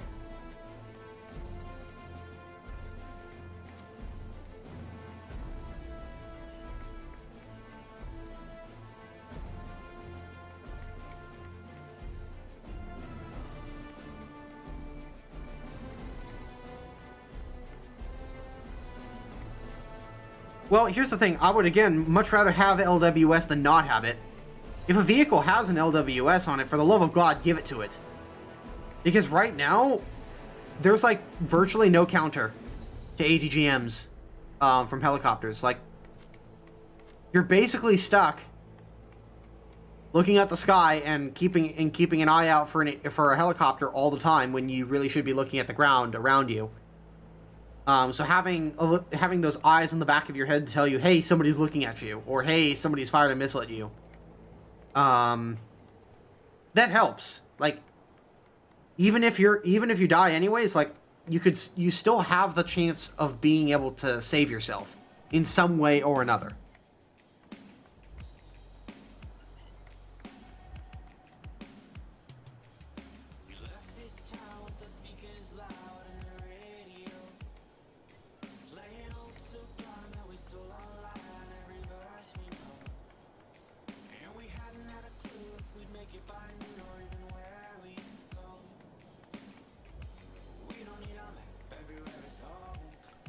Let's see here. M60A2 and the M901 missile use laser? If I recall correctly, those are both basically the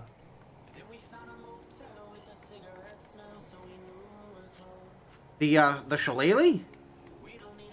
I think those are the Shillelagh is Saklos, if I recall correctly. And the M901 uses toes, which are wire guided.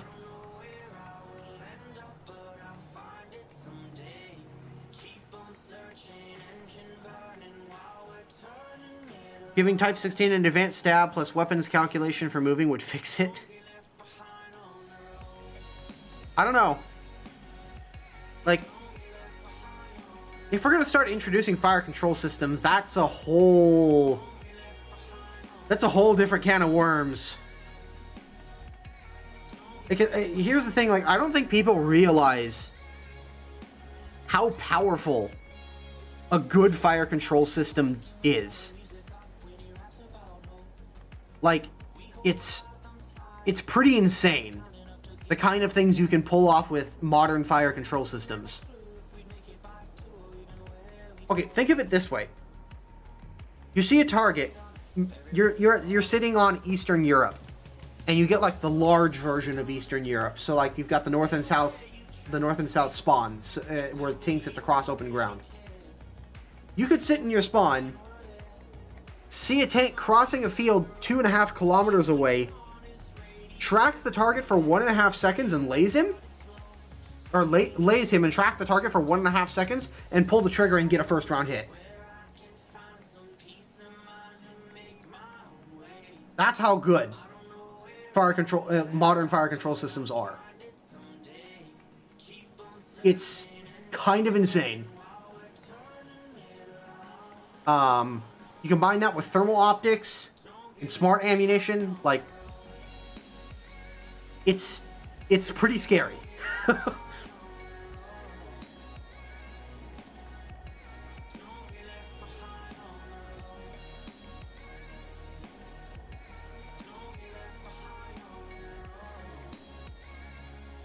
But armor needs to be better in game to negate that first hit being a successful penetration.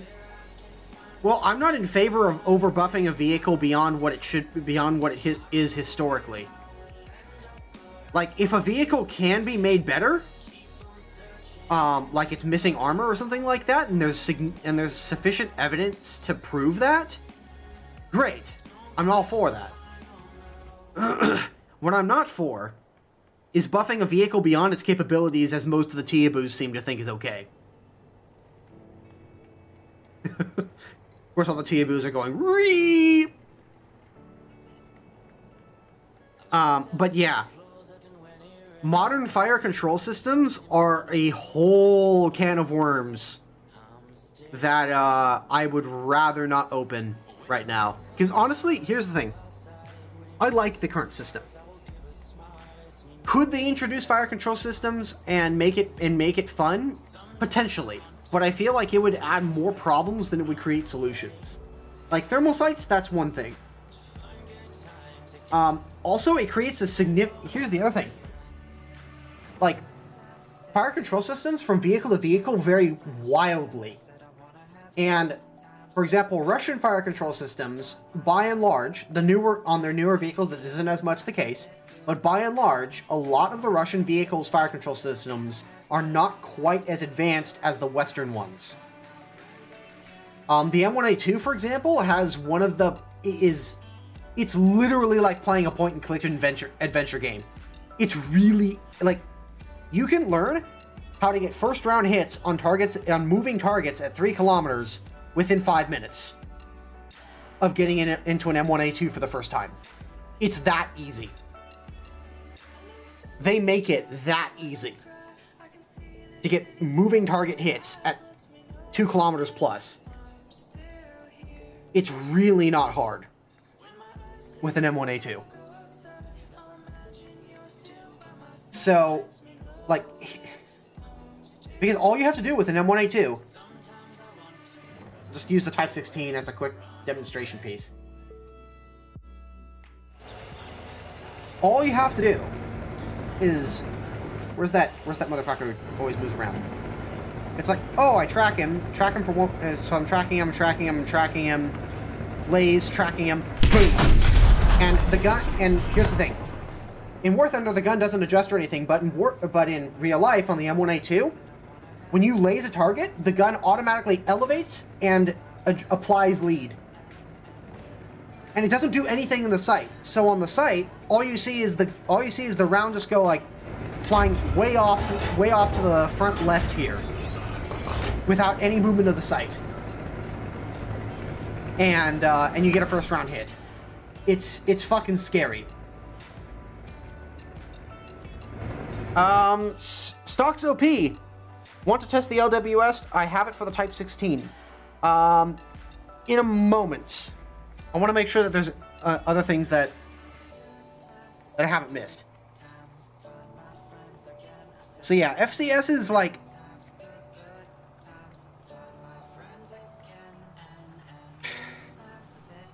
It's a can of worms. It really is.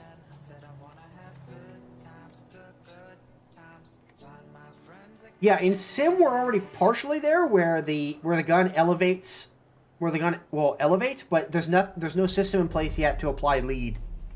That's the crazy thing. Like, here's the thing: elevating the gun up and down, like, vertical dispersion is really easy to account for. It's horizontal dispersion that's really a problem. Like, that's where if you really want to zero your, like, for example, if you have a rifle at home, If you really want to zero that rifle, most of your zeroing is done horizontally, not vertically, because vertical is really easy to account for. It's really not hard to just elevate the gun a tiny bit and fire the gun and fire the shot. But horizontal lead is really difficult to account for. It takes a really good eye and a lot of experience to properly account for lead. And fire control systems take a lot of that difficulty out of the question. They really do.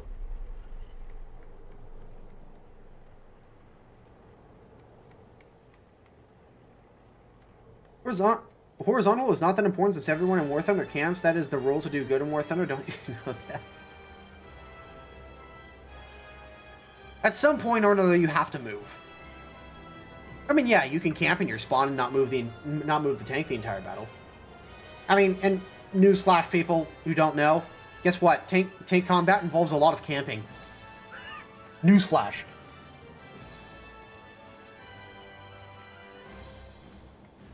Yes, I have gone over the Jaguar yet, Daddy Marks. If you want to take a look at it, you can actually scroll back through the stream.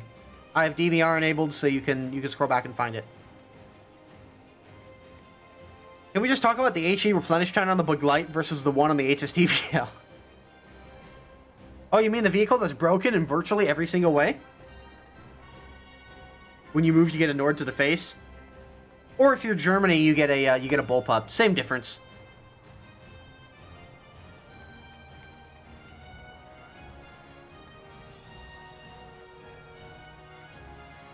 Could FCS be balanced on some tank like the AMX-30 B2 Brennus? Like, here's the thing: if they're going to introduce FCS and they want to make it balanced, like across the board, they have to give everybody the same FCS capabilities. Or they introduce like some weird pseudo thing where it's like you've got like first generation fire control systems, second generation fire control systems, third generation fire control systems. Something like that, maybe, could be a way that they could balance it out between all of the different vehicles, because every vehicle's fire control system is slightly different. Like, for example, like even between models within the same vehicle family, the M1A2 and the M1A1 have slightly different fire control systems for applying lead, for example. So for the M1A2, you don't do anything. You track the target, you laze the target, and the gun automatically, independent of your gun sight, applies lead and elevation to hit the target. On the M1A1, it will apply elevation, and you won't see that in the gun sight, but it won't apply, and it'll apply lead, but it'll have what's called a drag sight, where it's a lot like in some ways to the gyroscopic gun sights on a lot of aircraft, where it will move the crosshair behind whatever your target is after you laze it, and you have to bring the turret forward to catch up and bring your sight onto your target in order to hit them with a shot. So it's a little bit more work with the M1A1 than it is with the M1A2, and you can imagine how that flips around and changes between nationalities, between different nationalities using slightly different types of vehicles and so on. Everybody's kind of got their best way of doing it. Hey, it's Mike. Check out the protection analysis for planes? Yeah, sure. We could shoot did they actually fix the whale in the test drive? I'm actually curious. Actually, before we test the whale, people said that the P-47, the German Hitler bolt, got some changes. I'm not seeing any.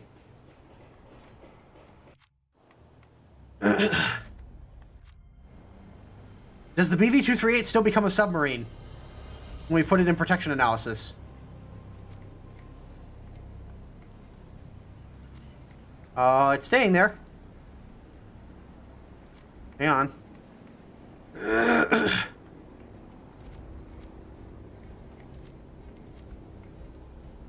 Oops. RBT-5. Fuck you, whale! Okay, it still stays there. Oh my god. Fucking rip. rip this plane.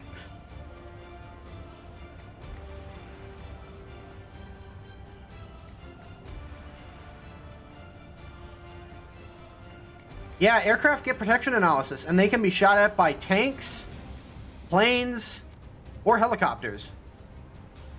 So, did they fix that yet? No, you still can't fire Palanga ATGMs, but you could fire rockets.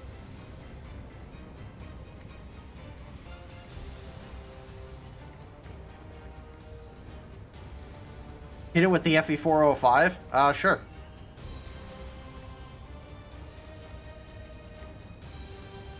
Oh, well, we can... Let's do the AVRE first. Nice fucking meme. And here's the thing, the FE4... The AVRE is technically more powerful than the FV. Yeah, hit plus 10 SL.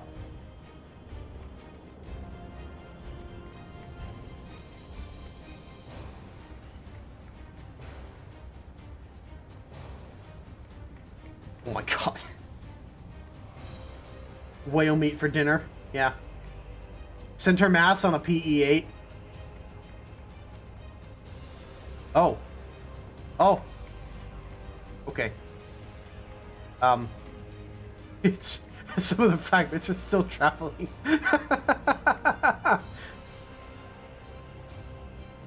Nice fucking meme. Try APFSDS versus a KA52. Oh no.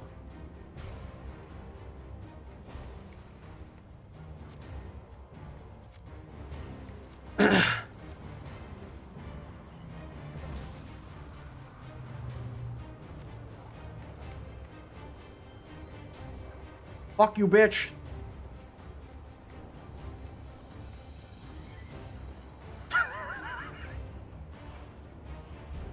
Nah, fam, I'm out of here.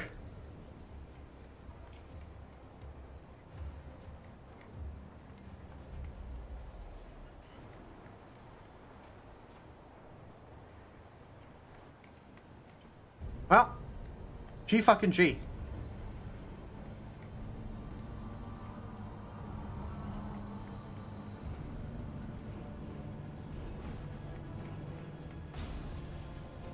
Alrighty.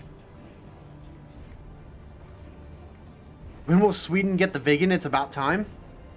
No idea, man.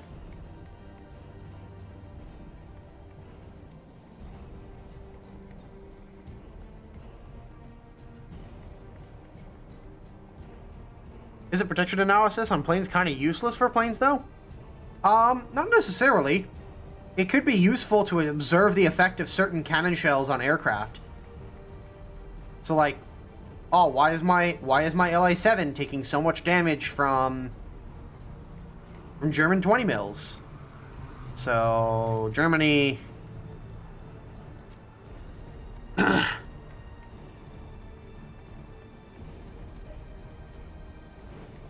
That's an AP bill. Oh, I could see a slight problem with this. If you don't have a belt that doesn't have the specific ammo that you're looking for. Yeah, if you don't have an ammunition belt that has the specific type of shell, then it will only use the first shell in the belt. Currently the last one in the office, making sure all the CC's got all their stuff and passing on feedback. Ah, working overtime, I see. Working overtime for the glorious Gaijin overlords.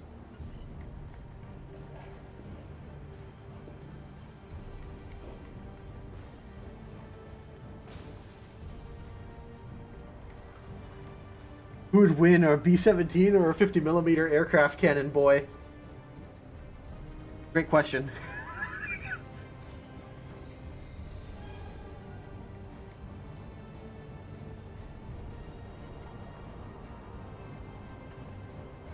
Oh, man. Yeah, I don't have a GE here. Must be a bug bike. Oh, man.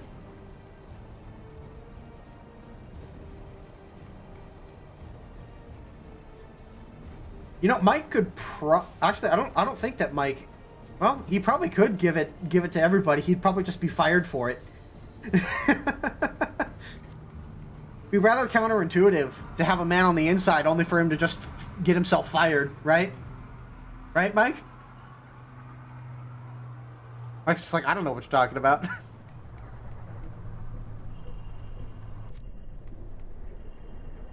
Anyways.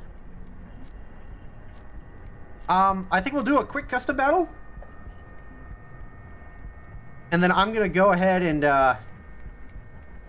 call it an early stream here, guys. So we'll do a quick custom battle, because I want to test out the...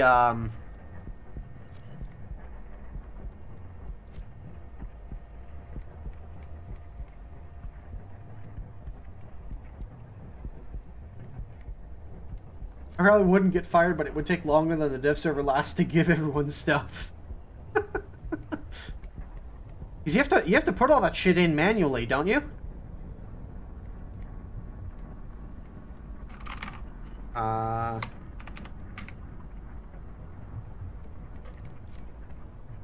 can't even give stuff on the dev server, only live. Nice fucking meme. So basically, you just send off an email to, if I recall correctly, you just send off an email to Gaijin in Moscow, and then they send out the trophies to everybody, right?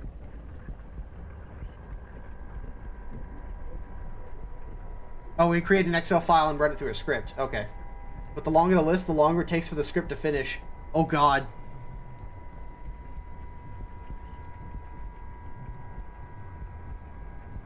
Yeah, I could imagine if there's like 500 CCs.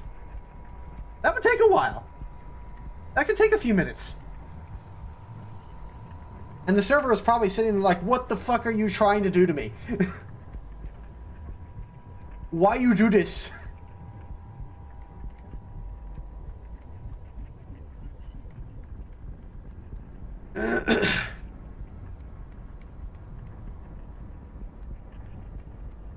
By the way, guys, the password for the custom battle is going to be MMA.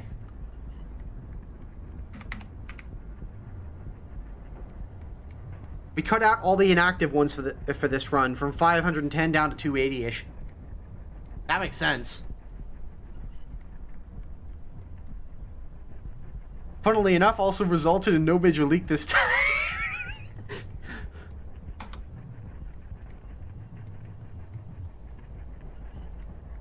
Yeah, because one of the CCs leaked to the last dev server big time. Like, fuck. Like, and here's the thing. You specifically told us don't say anything. And then, like, literally a few minutes later. It was funny because I was just watching the announcements in the War Thunder CC Discord. And it was just like... It was just like, oh yeah, here's the information about the dev server. Don't tell anybody about it until it goes live. Then literally like less than 5 minutes later, somebody's about to get slapped.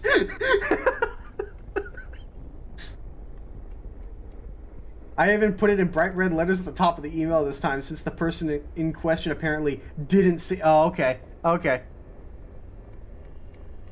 Yeah, totally didn't see it. Ryan! Hey, Hippie, thanks for the 30 bucks, man. Is Mike one of the boys? Has you seen his chopper? Yeah, I think he's one of the boys now. For whatever reason or another, the super chat isn't coming up.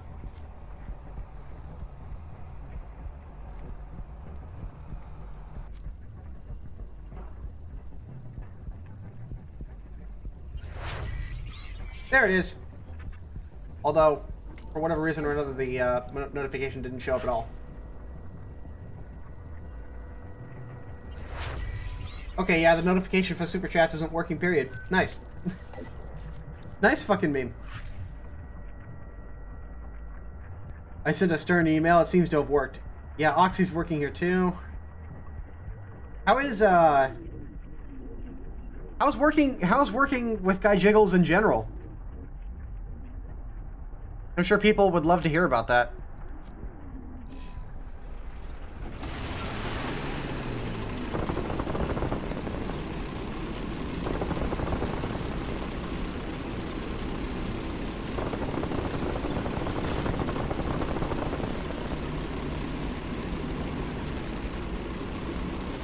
Yeah, unfortunately, St. Gelly, the only way I can get the helicopters to work is if I turn on bots.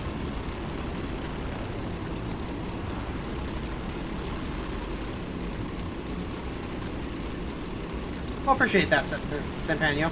Pretty chill. Work ambience is great. Cool. I mean, that was the impression that I got meeting a lot of the guys and staff at Gamescom a couple of years ago. Was that, like, yeah, for as much shit as we give them, these guys are pretty chill. Just a bit of a language barrier in Russia. Yeah, I can see that. Okay, so yeah, I'm definitely getting a laser warning. That seems to be working.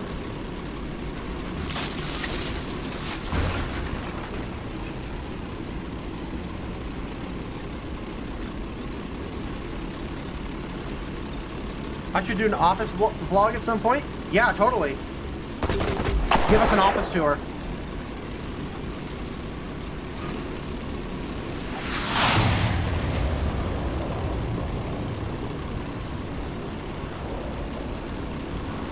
Bilbo Saga, no, they haven't actually limited any of the belts. You just have to go in and rebuy your ammunition. For whatever reason or another, when they made that change, it like took away all but 10 of your rounds, so you have to go and buy a bunch more. Yeah, so I'm getting a laser warning.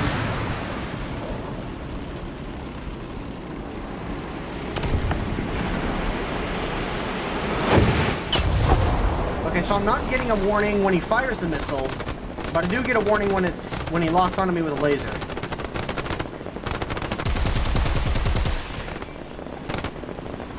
Hippie, didn't you hear they hired Mike to replace the hamster that's been running guided servers? Lol. Thanks for the $50, man. Holy shit. Really appreciate that. Oh, cool. I'm getting a laser warning right now. Leo2A5 relays me again.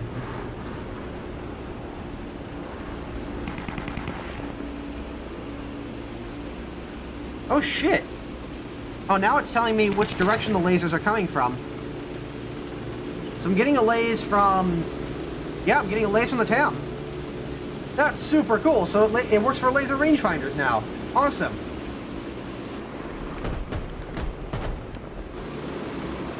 That's freaking awesome. Yeah, the LWS works now. See, I just got lased from my ass. Somebody's lasing my ass. Come on! I know you be looking at that ass. Yo, where's the channel point for making files where I got 3K over it.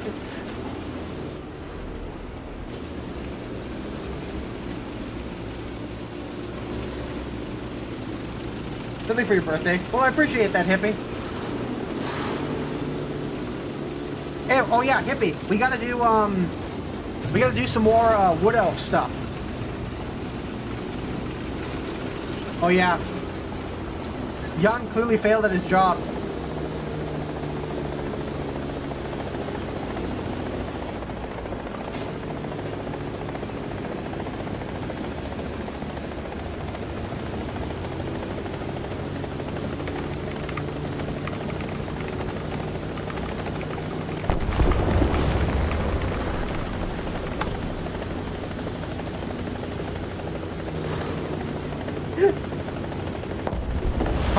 Jan isn't doing his job.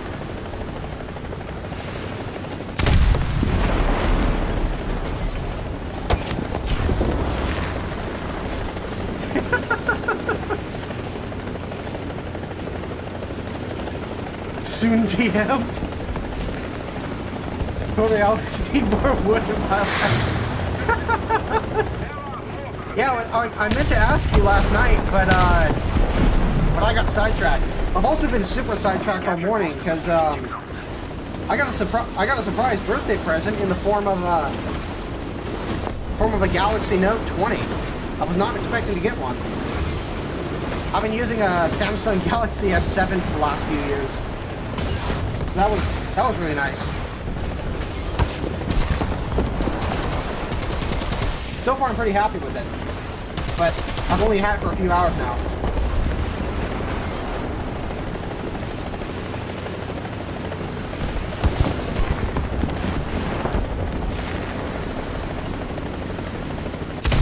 Seriously though, having the ability to laser range to get a LWS warning when somebody is laser range finding you or lasing you at all, that's huge. That's so nice.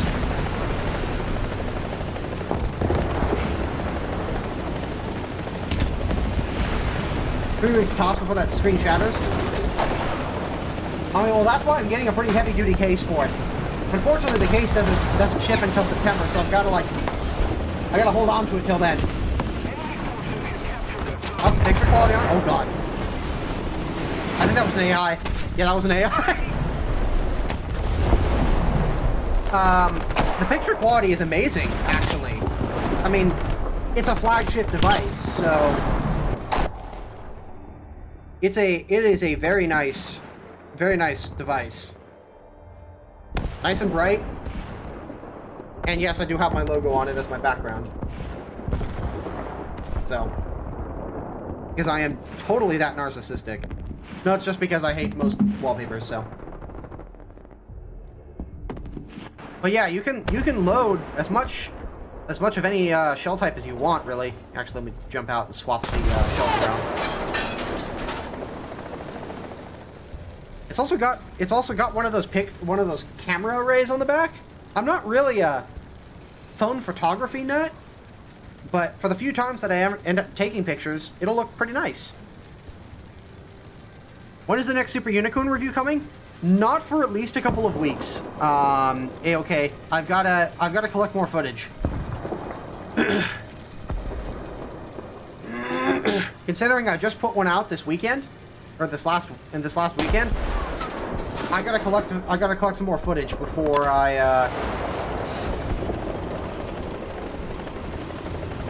I'm able to do anything.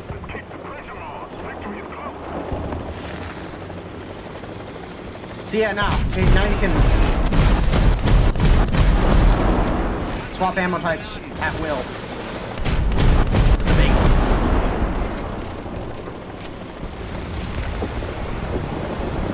Never had to deal with purchasing ammo like this? I've had it happen a couple of times, but it's supposed to represent the dual feed system that the Bagel has on the 57. Because with the Bagel Panzer, you should be able to just swap ammo types at will.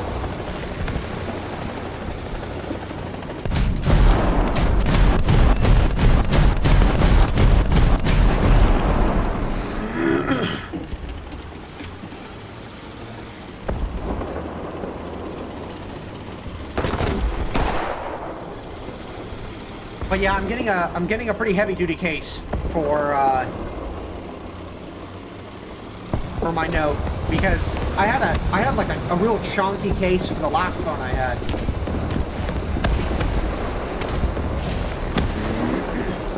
Did I say 75? I meant 57.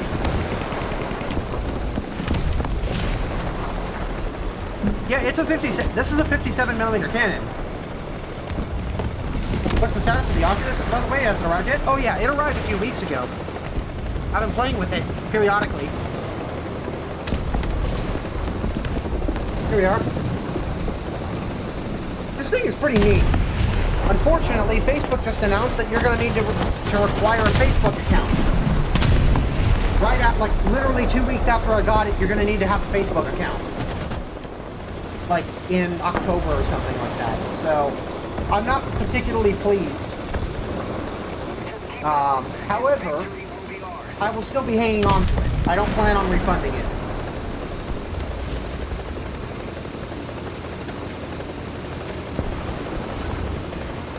Yeah, I can't wait to get those to get those farm apps or those farm ads while I'm in the middle of a VR session.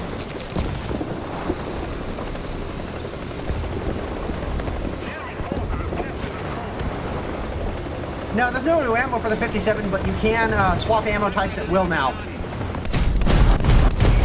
without having to reload the entire magazine, which is really, really nice. That's a pretty big buff for the light tensor.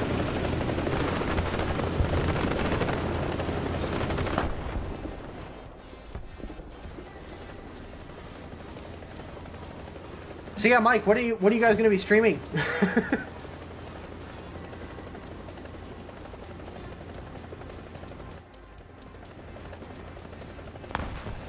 I need those Mike Goes Boom 12-hour live streams back in my life.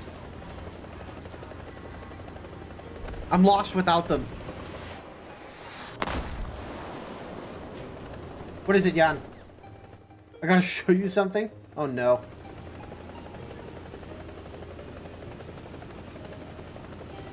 We're trying to make the Gaijin streams a bit more personal, interactive. Probably gonna run some shows and custom battles.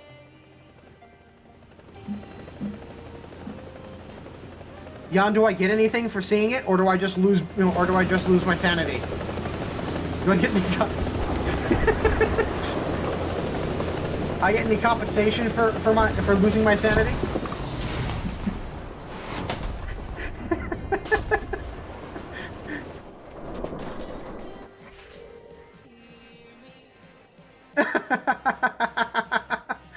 That's what I thought.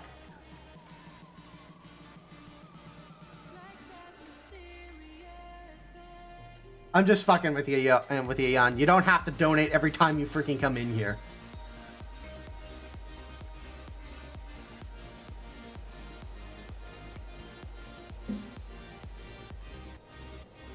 Oh dear God, what the fuck did you do to it? No! Why? Why would you do this?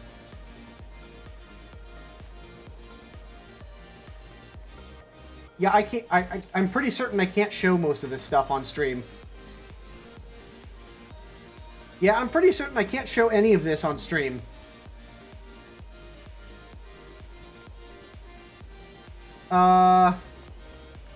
Why? Why would you do this?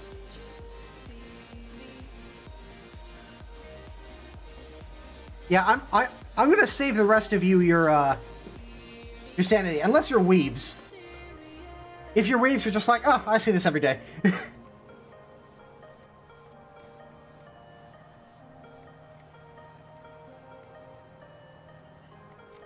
Did they add the... Oh, they added the LWS to the CV9120. Finally. Nice.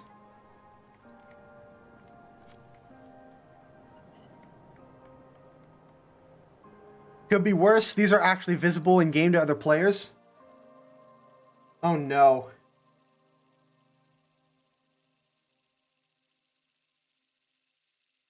Are you kidding me?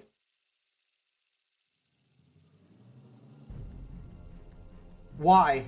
Why does this exist?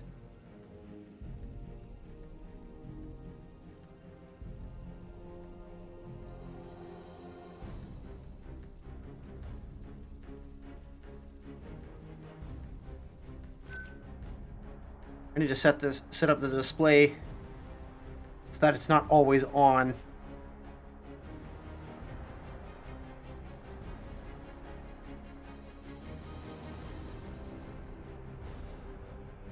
I'll figure it out later when I'm not streaming.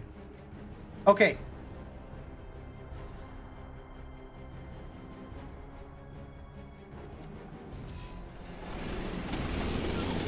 Does the T72B3 get LWS? I don't believe so, no.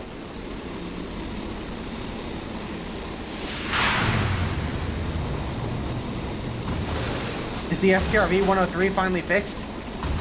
I haven't heard anything regarding improvements to the STRV 103's hull aiming system.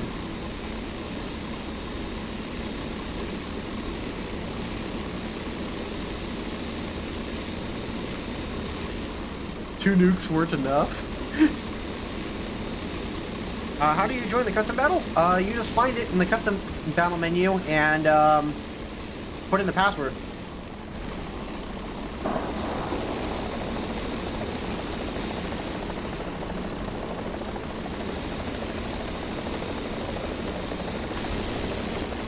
Sonic boot over that sound.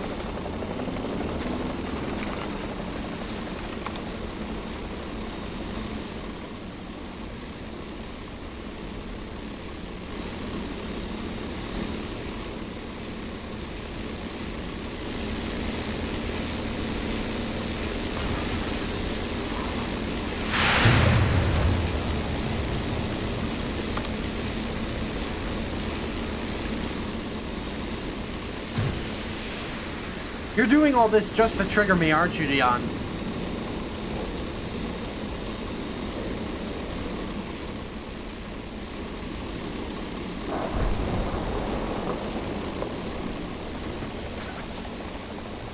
Seriously, though, having an LWS is going to be so nice.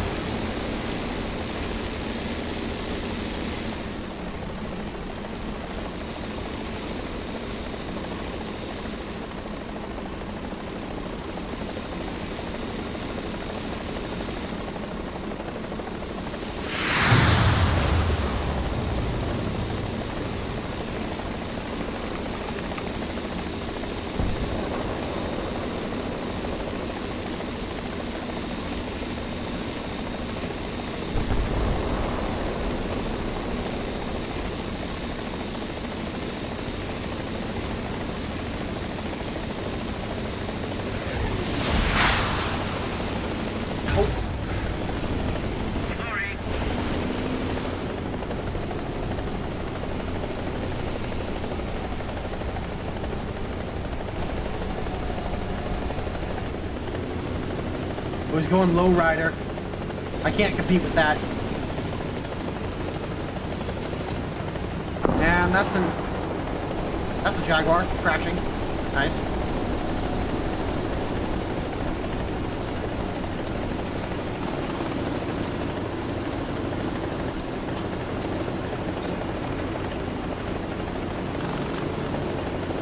Yeah, that LWS is going to be pretty damn useful. So when do you guys laze me? Oh shit.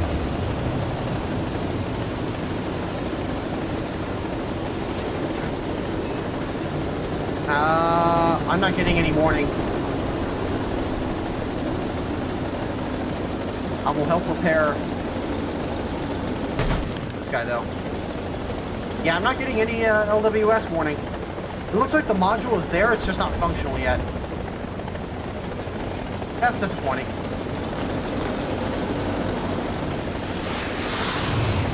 Oh well. If they're gonna put it in there, then it'll be fixed by the time we get to the live server. So I'm not too worried about it.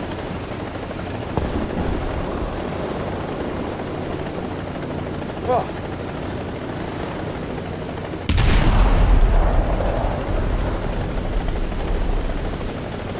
It goes to show, though, how massive this vehicle really is. I mean, look at how big this thing is alongside a T-72. It's fucking huge! And this is a light tank. A light tank.